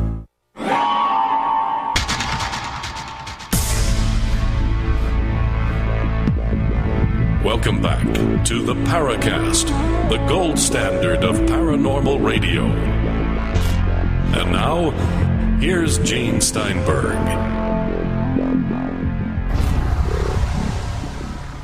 We're now unsuspended and ready to go with Gene and Chris in the Paracast. Our guest, Artie Six Killer Clark. And Chris was busy explaining that, you know, we sometimes take a more skeptical approach of events than other shows. Chris? Yeah, and I can appreciate that you're going to be getting a little bit of flack from folks out there because there's not one person on the record. There's no mention of any sort of corroborating information, photographs, recordings, any sort of indication, other than a few, you know, being shown physical trace evidence, which I think is important, especially Leland's case. That's very fascinating, that particular event. But you cultivated relationships with many of these witnesses, and were you able to kind of see a progression where a person would open up more and tell you more and more details? Did anyone ever offer to show you photographs, or did anyone offer to take you to locations? You mentioned at the top of the show a location that you were taken to. Explain how the relationship side that you sort of garnered with some of these witnesses, how it grew and how it was nurtured over the years, because you did get to know some of these individuals quite well over the years. Well, because, you know, within the culture, you know, out of respect, you just don't go to a person and get their story and then forget that they ever existed. I mean, it's you know, I always would go back and see them. I would take them presents. I would stop in for a visit and have coffee with them. That's just a matter of respect. That's part of the culture. And I did. I grew to love some of them. In fact, some of the elders really made an enormous impression on my life. There was never any question to me but what they were telling me the truth. And I over the years, some of the people I knew for a very long time before they ever told me their story. A lot of it just comes from the fact that they had worked with me, they watched me, they believed I wasn't going to exploit the situation or to exploit them or their tribe. In fact, you know, if you read the book, you'll see that part of the proceeds go toward American Indian scholarships at Montana State University. I was just saying that, you know, a part of the culture is that you give back. And so, at least from my money that I would make from this book, which isn't considerable, but a percentage will go to American Indian scholarships because I want to give back to those who gave so freely to me of their time and of their stories, so that, future generations have an opportunity. Because before I retired at Montana State University, I had established a scholarship that would go on in perpetuity. And once I had paid in $25,000, and they started awarding the scholarships, and I keep donating to that fund from my writings and my work now. I have some other questions from our forum posters, and Jimmy H is having a hard time wrapping his head around your book and the subject matter, and he does ask some very pointed questions here. One of them is, would the star people be interested in revealing themselves publicly? Do you have any indication of that? Or perhaps leave behind objects which might convince skeptics of their existence? Out of all the stories, I don't really see much mention of any sort of disclosure by these entities, disclosing slam dunk evidence of their actual existence and interest in our cultures. Do you want to address that? Well, I think it goes back to what some of the interviewees said, is that there is a law in the universe of non-interference in other cultures of other planets. And I've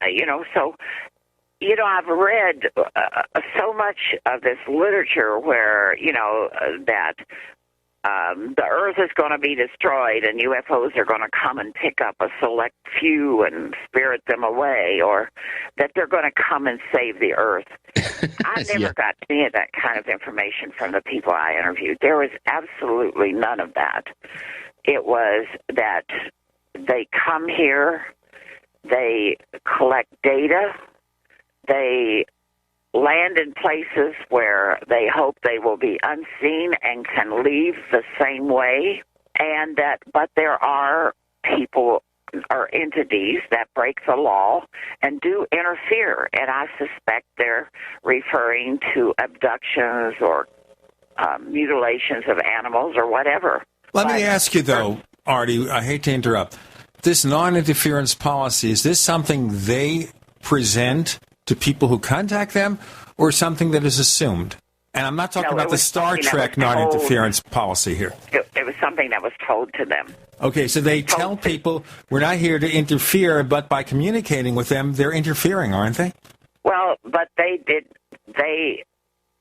came upon these entities by accident, or the entities came upon them by accident.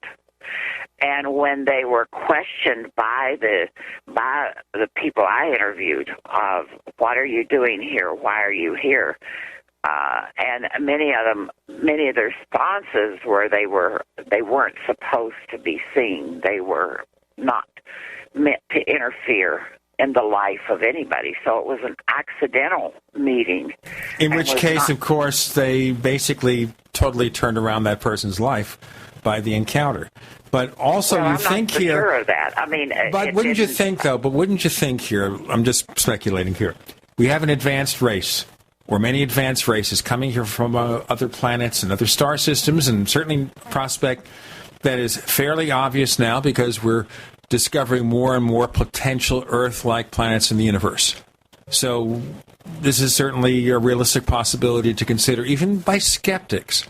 Okay, so knowing that there's always the risk that the local populace is going to come upon them by mistake, wouldn't they have a contingency plan, some kind of neuralizer or something to wipe out the memories, to hypnotize people so they don't interfere, so the people do not remember this encounter? That's what I always wonder about. Well, I think that's been a common theme in UFO literature. But I'm writing about people who have never been hypnotized, people who are not channeling aliens, people who are not in a dream state. I'm writing about people who have full recall of what occurred. Okay, but I'm saying that, I think maybe you're missing my point. In saying that, if they have, as they claim, a policy of non-interference, knowing also that their presence in and of itself, where they communicate with somebody because of an accidental encounter, is itself some sort of interference? Wouldn't they have a contingency plan? It just seems strange. It seems to me like they're talking, I would think they're talking through their hat if they're saying there's a non-interference plan and then they interfere. Well, maybe so. I mean, that was not the feeling that I got. I mean, the people I interviewed were not traumatized. They were not having nightmares. They were, I guess, for me, if their presence had changed my life dramatically, I would consider that interference.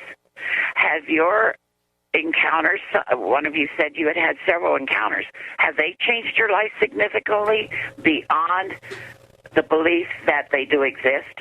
Okay, Chris, I'm sure will have his answers to how that influenced his life. I know my life was changed when I read a UFO book on a coffee table at my late brother's home, but that's another story. On the other hand, did finding that book and reading that book change my life? Well, you can sure bet it did. I mean, look what I do every week and look at the show that you're listening to. That's all an outgrowth of what happened when I was 11 years old. Artie Six Killer Clark joining Gene and Chris. You're in the Paracast.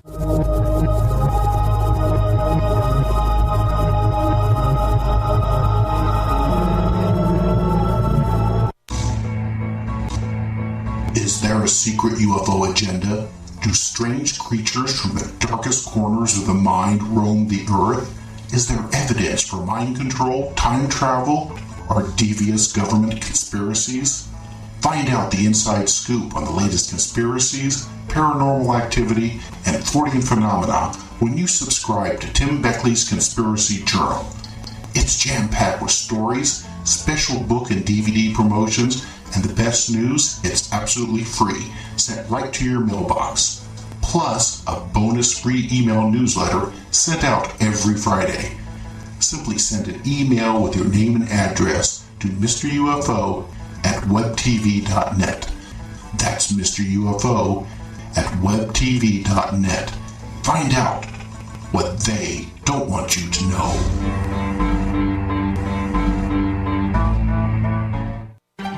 Hi, this is Peter Cronschnabel from Midas Resources. As you know, the federal government spending is at an all-time high, and inflation will be a direct result of the spending policy. European government and central bank spending policies have put the European Union on the brink of collapse. What are you doing right now to protect yourself financially? Are your assets working for you or against you? One thing is certain. Having physical possession of gold and silver will guarantee that no matter what happens to our economy or the dollar, your investment will never be worthless. And it will protect you from that hidden tax, inflation.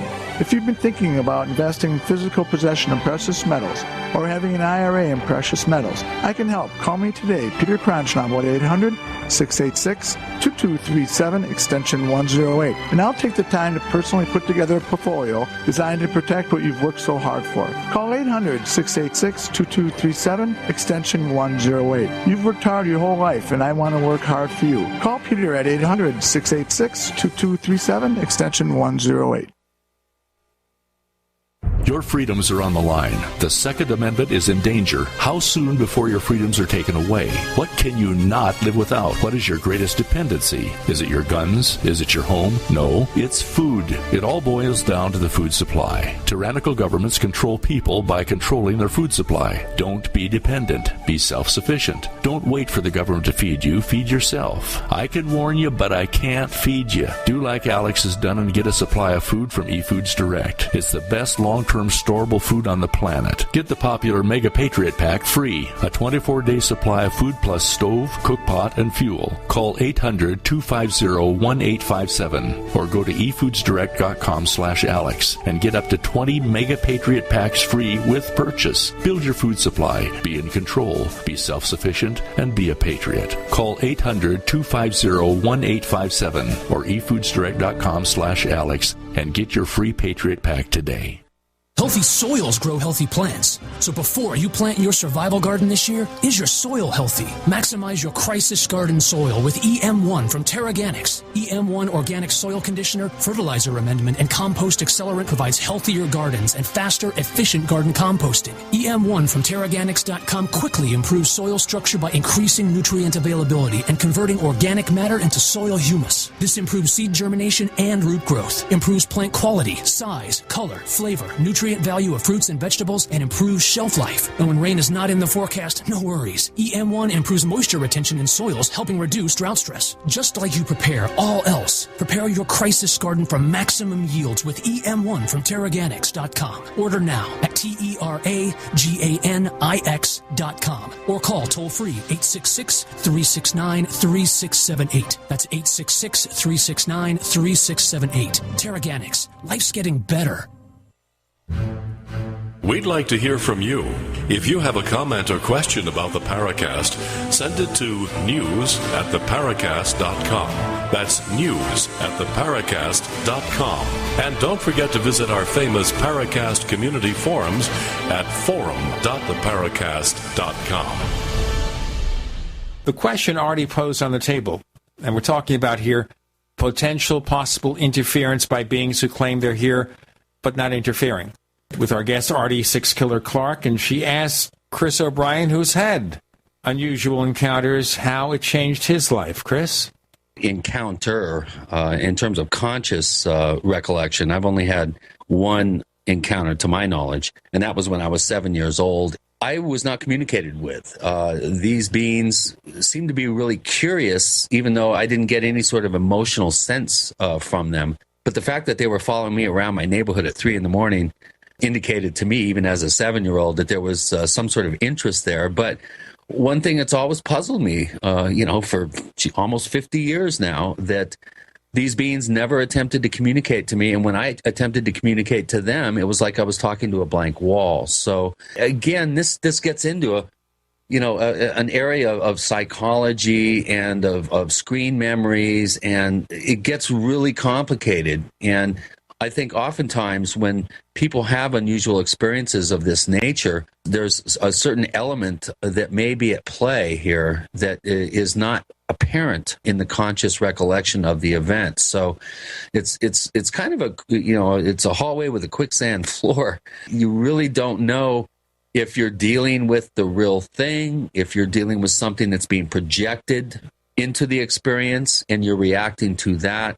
There are no real givens in the situation other than the fact that a very highly unusual event is taking place. So, I'm not really sure, Gene, how to respond to that. In my one case, personally, I was not communicated with, and it still to this day kind of bothers me because, boy, why would they show up and let their presence be known and then just look at me like blank slates? It doesn't make any sense to me. I've been wondering, too, and this is another, going back to a question from Jimmy H., who's one of our more recent members of the forum here at the Paracast.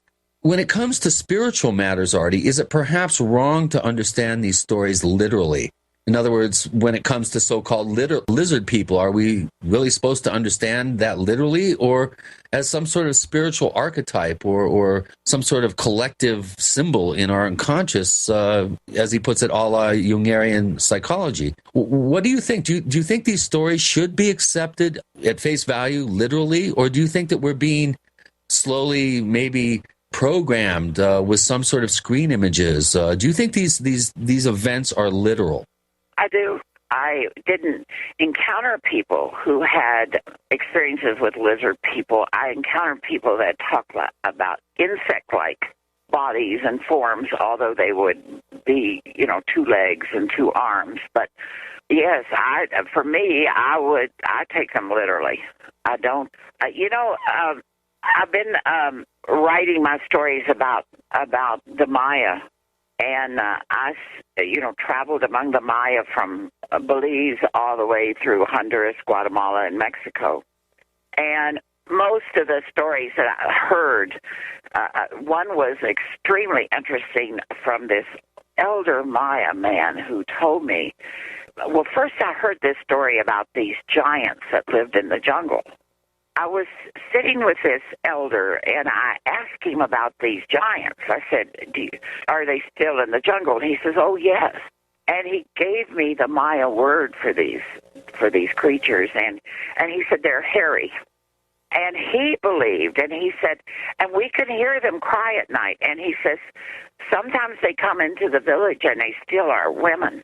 And then he told me, but he says, when it really gets bad is when these things come from the sky and they land and they hunt these creatures, and they scream and they cry as they're chasing them through the jungle. And he said that on those nights, everybody stays inside. Nobody goes out. Which part of the Maya world was this elder in? In other words, was he in Honduras? Guatemala. Okay. Guatemala. So it sounds like Predator. He's really an interesting man. You know, he had. In fact, he saved me from a poisonous snake. And but he was, but he was quite. And I heard a number of stories about different creatures when I traveled. What I had set out to do originally when I was a teenager, I had read these books by two 19th century explorers, John Stevens and Frederick Catherwood, who were basically the first white men who had ever really documented the Maya civilization. And they traveled, made two different trips, starting out in what is now Honduras, and they traveled through Central America and up into Mexico looking for these ancient cities. Well, I wanted to do that all my life. I wanted to follow in their footsteps and see how life had changed. But then, you know, Von Daniken and some of those books started coming out where they were saying that Pacau was a Palenque astronaut and all this kind of stuff. And so I got very interested in what were the stories of the people that lived, the Maya people, and were their stories, and where could he come up with this kind of thing. And so I decided that along with following in the footsteps of Stevens and Catherwood, I was going to find out for myself if there was any substance to these stories. And it was a fascinating 4 years I spent trekking along and listening to stories that were really quite remarkable. And that will be the topic of my next book. Wow, and interesting. Again, I won't have any evidence, scientific evidence. I just will have the stories as they were told to me. But this man believed that these creatures, these hairy, Bigfoot-like creatures, were actually brought to the jungle by the men from the stars, and that they came back to check on them. Wow, that's an interesting twist. We just had on our last show Stan Gordon, who has spent the last 50 years investigating hard-boiled scientific investigation as in the field as possible of unusual events that occur in Pennsylvania. And some of his most compelling cases over the decades has been cases of Bigfoot seen in conjunction with lighted craft. And, well, I didn't know that, but that's what he told me. It was really, he went into quite a bit of detail about what happened and the fear of the people and how people would not venture out into the jungle at night for fear that these creatures from the stars would come back, and he said that they always would howl and cry. We got to do the break here, and we'll continue with the howling and crying. We'll have more howling and crying and lots more to come with Gene and Chris. You're in the Paracast.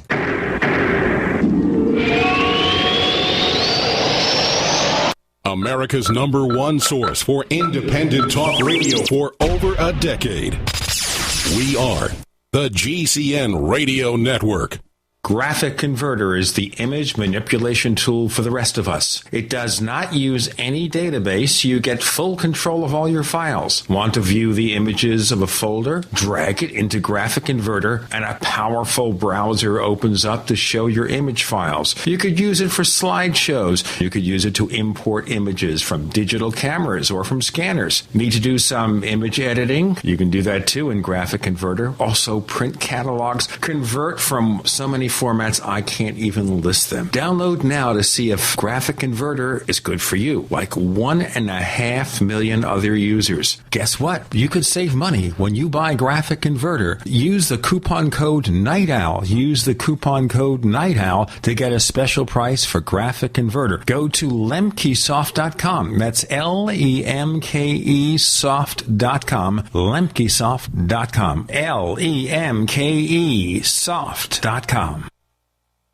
We all know that Berkey water purification systems are the most trusted name in water filtration. As an authorized Berkey dealer for over 6 years and serving thousands of satisfied customers, the Berkey Guy offers amazing specials for Berkey water filtration systems. The Berkey Light systems include a set of self-sterilizing and recleanable black purification elements that purify water by removing chlorine, pathogenic bacteria, cysts, and parasites to non-detectable levels and remove harmful chemicals such as herbicides and pesticides. Order the Berkey Light system today, complete with 2 black Berkey elements for only $231, and the Berkey Guy will ship your order free of charge. With the purchase of a Berkey Light, the Berkey Guy is also offering a set of fluoride and arsenic filters for only $39.99. That's over 30% off the retail price. Call the Berkey Guy at 1-877-886-3653. That's 1-877-886-3653. Or order online at goberkey.com. That's goberkey.com today. It's an MRE smorgasbord at longlifefood.com. In 1983, Long Life Food Depot was one of the first to sell MRE pouches to the public, and we're still selling them almost 30 years later. Today, Long Life Food Depot has the world's most complete MRE online buffet, because MREs are all we do. Tasty varieties of chicken, beef, salmon, and pasta entrees, plus sandwiches and our easy-to-use pouches. Full moisture, long shelf life, and ready to eat hot or cold. We sell by the pouch or case, so the choices are endless, and so are the graduated quantity discounts. The more you buy, the more you save. Call 800-601-2833 or go to longlifefood.com to join our email list for upcoming announcements like the Rollaway Food Pod. Plus, enjoy fast and free shipping. Just call 800-601-2833 or visit longlifefood.com. Emergency preparedness, emergency relief. longlifefood.com since 1983. Sending real food to your real future. Are you or someone you love struggling with stress, anxiety, or less than perfect health? Hi, this is Pastor Ginny, and as a woman of faith, I spent many years in ministry burdened with anxiety and fear. But in 2010, I met Dr. Carolyn Dean, and I took her recommendation to try RNA drops. Within days of taking RNA drops, my anxiety began to lift. My joy was restored, and the peace of mind that I would have once called a miracle has now become normal to me. Discover what RNA drops can do for you. Order your free sample today at www.rnafreesample.com. That's rnafreesample.com. There you can order a free 30-day trial-size bottle of RNA drops by paying just shipping and handling. That's www.rnafreesample.com. Maybe there's a miracle waiting there for you. Hi, this is Nick Pope. You're listening to the Paracast. That is not howling and crying.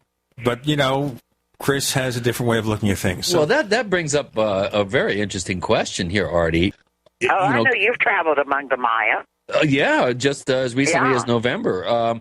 But this brings me up to a point that I kind of tried to raise earlier, and that is the ultra-terrestrial or the crypto-terrestrial.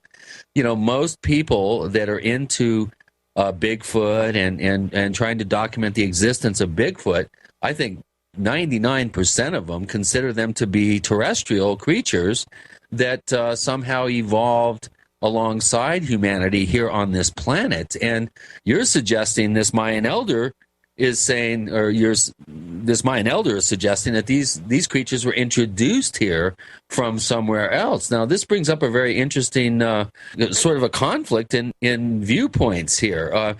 Out of the 900 witnesses that you talked to, did anyone talk about Bigfoot? Did anyone talk about creatures that have always existed here that may be evolved into some sort of intelligent species? Could we possibly be dealing with something that is very terrestrial, even more terrestrial than we are? Well, I did not interview anyone in the United States or Alaska or Hawaii who spoke of Bigfoot. But then I wasn't on reservations where Bigfoot has been reported. Like in the up in the northwestern part of the United States or in Canada, where you hear more of those stories. Bigfoot's been reported on the Navajo res. It's been reported on the various Sioux reservations. Bigfoot's been reported in 48 or 50 states. I have no knowledge of that. All I know is none of the people that I talked to, except when I got down into the Maya country, did I hear about Bigfoot. And this is the first time I've ever heard Bigfoot mentioned from the jungle. Well, and they didn't. They said he told me he might be like this elder had been spent some of his early youth in the United States, and he said it would be similar to maybe your Bigfoot, but he said this one has long, hairy. He has long hair. He made a big. Well, Bigfoot are often described that way. The only hairy paranormal type beings that I've heard of from the Mayan world are the Alexis, the small dwarfs. At Uxmal, the legend is that the small hairy dwarves actually built the Temple of the Magician overnight, right? In one Uxmal. Single night. Uxmal. Yeah, correct. I'm very familiar with that too. And if you as you travel throughout Maya country, you'll find these little tiny doors in some of the temples, and the people will tell you that that's for the Aleutians because that's where they come and go. I'm very familiar with them, but they're small and hairy. You're talking about hairy giants. I've never heard. Right. I'm racking my brain to try to recall if I've ever heard of a Bigfoot type creature being reported, or even legends of them in the Central American and Southern Mexican jungles. I can't. Now that I'm thinking about it, I'm scratching my head, going, well, how come I haven't heard of these types of creatures? And yet here we have an elder who talks about them being introduced by, quote unquote, star people, I think, for lack of a better term, and that they actually check on them and they moan and groan and howl from being chased through the jungle by UFOs. This is pretty compelling stuff. I'd love to. And what I'll do, Chris, is I have the name he gave me of what they call them, and I'll send that to you. I would really like that because I want to dovetail this. It's a Mayan word. It's a term, sort of a tag that they give. What they call them, right? Yeah, I'd love to get that because I can help you with a little bit of research. I do have a pretty good network of sources of open-minded scientists and others down in that part of the world. I would really love to do a little bit more digging on this. This is really fascinating. Well, it was fascinating to me because I had been told by my driver as we were we were traveling this mountain road in the jungle, and we were headed for Mexico. And he said, he began telling me these stories about these giants that once lived in the jungle. And he said, and they had white jaguars as their companions. well, I've never heard of a white jaguar. so he began telling me, that how unlucky it was if you ever saw one. And he said, and they found bones of these giants. And I said, well, are you sure they weren't mastodon bones? Because I know that mastodons were supposed to have lived in this part of Guatemala. And he said, there's a French archaeologist over the hill there, he says, who says that that's what they are. But he says the people know differently. And that's what got me interested. Huh? Yeah, it's interesting that you should bring up giants, because we have a pretty interesting body of evidence that goes back into even the late 18th century and early 19th century about giants that supposedly co-inhabited North America with Indian populations. Of course, the red-haired giants found in the Mojave. Some of the mounds in the Ohio River Valley area supposedly contained some sort of remains of beings that were 8 and even taller, feet tall. In your research of Native American, or rather American Indian traditions, what do the Indians say about a race of giants that may have lived here in ancient times?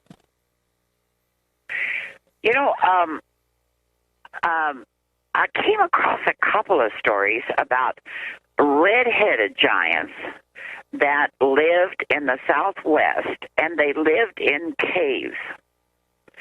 And the Indian tribe finally succeeded in killing all of them. And that is a part of their historical record that they were telling me that this occurred. I haven't. I heard one other legend that was told about a tribe. They said in the old days we lived in Mexico, and we crossed the Great River.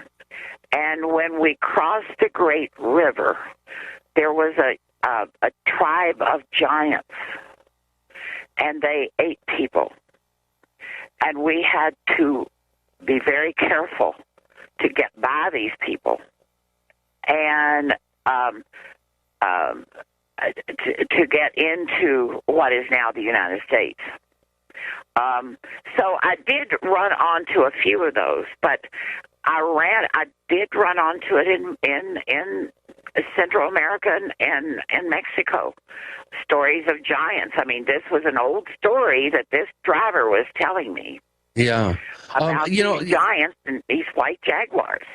Something that I meant to mention this before and ask you about this before, but you have a doctorate in what, educational, what is your doctorate in? Leadership. Educational leadership. What was your dissertation on? I meant to ask you this before. What was your doctoral dissertation subject? My doctoral dissertation looked at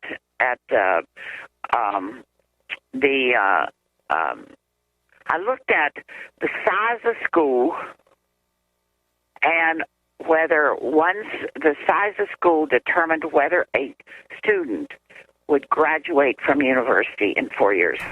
We'll get into much more of these discussions in our final segment with Arnie Six Killer Clark. With Gene and Chris, you're in the Paracast.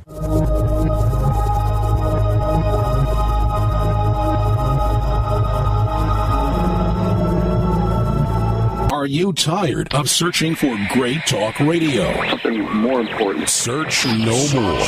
We are the GCN Radio Network. If you want to get your website online and you need reliable service, first-class service at the lowest possible price, there's only one place to go. Well, DreamHost has a special promotion with our show where they'll offer you unlimited disk space, unlimited bandwidth, one-click web apps such as WordPress, 24/7 support. You can save over $55. You want to know how? Go to dreamhost.com/radio, dreamhost.com/radio. Whether Whether it's personal mail, whether it's business email, you want reliable, dependable delivery, freedom from spam, freedom from viruses. Well, Polaris Mail offers professional email hosting services for your personal or small business use. Each account uses 25 gigabytes of storage, an easy-to-use webmail interface, and full mobile sync. Sign up today for a 30-day free trial at polarismail.com, polarismail.com.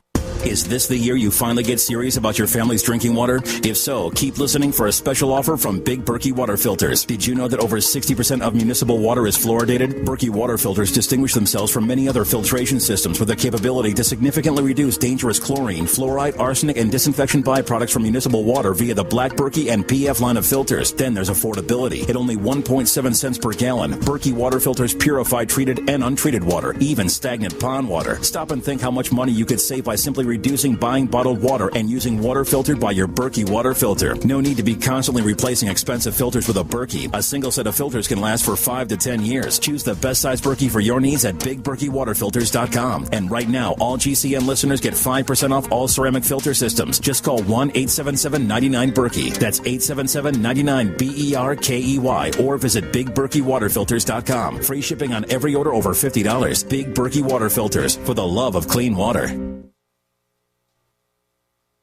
Preparedness is simple when you have the right stuff. And with the looming threat of economic collapse and possible service interruption, it's time to get the best-in-class preparedness stuff at DisasterStuff.com. DisasterStuff.com has been serving smart preppers for over 15 years with quality products like Berkey water filters. DisasterStuff.com is the official Berkey in-stock shipping center. And as always, free shipping on all Berkey products. Stock up on water barrels and accessories. Get Country Living or Wonder Mill grain mills, Excalibur food dehydrators, Tatler reusable canning lids, Sun oven solar cookers, EMP bags to protect sensitive electronics. And don't be without your Life Straw personal water filter, all from DisasterStuff.com. Preparedness is simple with the right stuff from DisasterStuff.com. Freedom through self-reliance and personal responsibility. Alex Jones here with a message that could revolutionize health in this country. Going back about a year and a half ago, I began to learn about the incredible health effects of longevity products. Aaron Dykes lost 92 pounds. We're going to show you some before and afters. Aaron, break down what happened, your story. I've worked really hard with diet and exercise to try to lose weight, but I just didn't get the results. It just didn't happen. Then I saw what you were doing with InfoWarsTeam.com. I wasn't even trying to lose weight, but I got it because I wanted to feel better energy. I wanted that nutrition. Didn't even understand how that could kickstart my own weight loss goals, but the products did that for me. I found myself suddenly losing weight, more energetic, wanting to exercise, wanting to eat the right foods. And they don't even advertise it as weight loss. I want to challenge our radio listeners to go to InfoWarsTeam.com. Sign up as a distributor and get wholesale pricing discounts at InfoWarsTeam.com.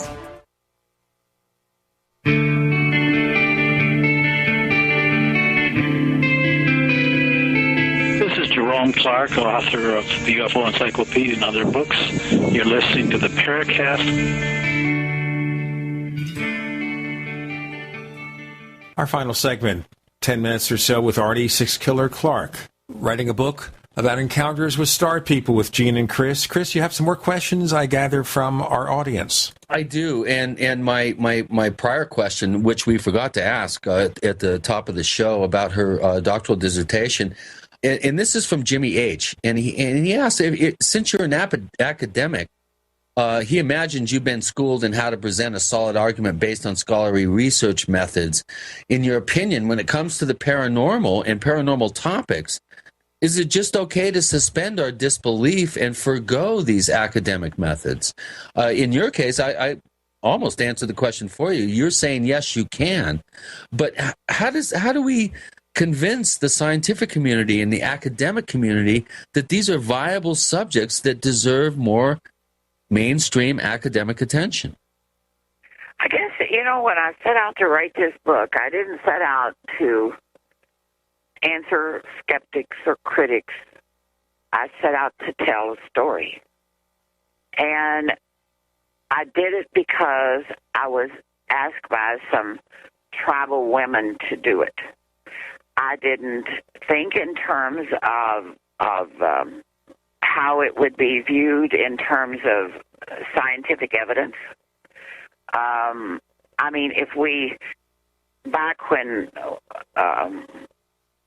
people have been hypnotized and they tell us a story, does anyone question that they are accurate or that they're just telling a story?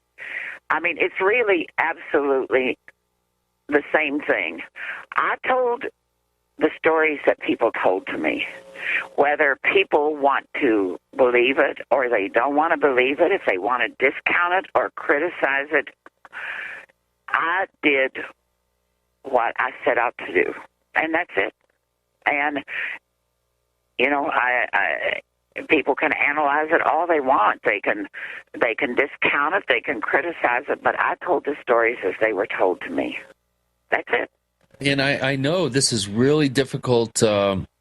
This is really difficult territory to tread upon because, you know, and I've been there. I know, boy, I was told some accounts that I really believed, and I got corroboration of these accounts. But in several cases, I was told not only by the primary witness, but by the supporting witnesses that I actually dug up, that I was not allowed to ever publicly state the details of a particular case, not even allude to the fact that it happened. And to this day, I'm really kind of bummed out because there were some really, you know, wonderful, very believable stories that I was told. One actually that had some physical trace evidence involved that I absolutely been not, I haven't been allowed to run with. And, you know, I can feel that you're, in one sense, you're in the same boat that I've been in when you're asked to honor anonymity and you agree to do that. You have handcuffs on. But I'm sure you understand, Artie, that there's going to be a lot of people out there taking pot shots saying, well, anybody can, you know, come up with a bunch of stories with anonymous sources and kind of folklorish sounding accounts. Someone mentioned to me that read your book that it seems like every time you sit down, it's very similar. You know, people order coffee and then you have another coffee or you have a Coke, and the accounts really seem very consistent. The details seem very consistent throughout it. Now, I've been out there. I've interviewed people, and I know what it's like. I mean, I interviewed And if you go to a Native American home, the first thing they're going to ask you is, would you like a cup of coffee? Well, let's put it this way. I have never drank as much coffee in my life as I drank the 6 hours I interviewed the head of the Department of Public Safety for the Hickory Apache. I drank, I mean, I must have been... So, I mean, I was grinding my teeth. I was wound up. I couldn't sleep for 2 days. I mean, we sat there for 6 hours drinking coffee, and I think I've had an aversion to coffee ever since then, and I'm not joking. That really was very difficult for me. So I do understand that, but understand. Hold on, Artie. You are going to have some detractors out there that are going to say, look, you know, this book is just a bunch of stories. What exactly are you trying to accomplish with putting together all these anonymously, stated stories?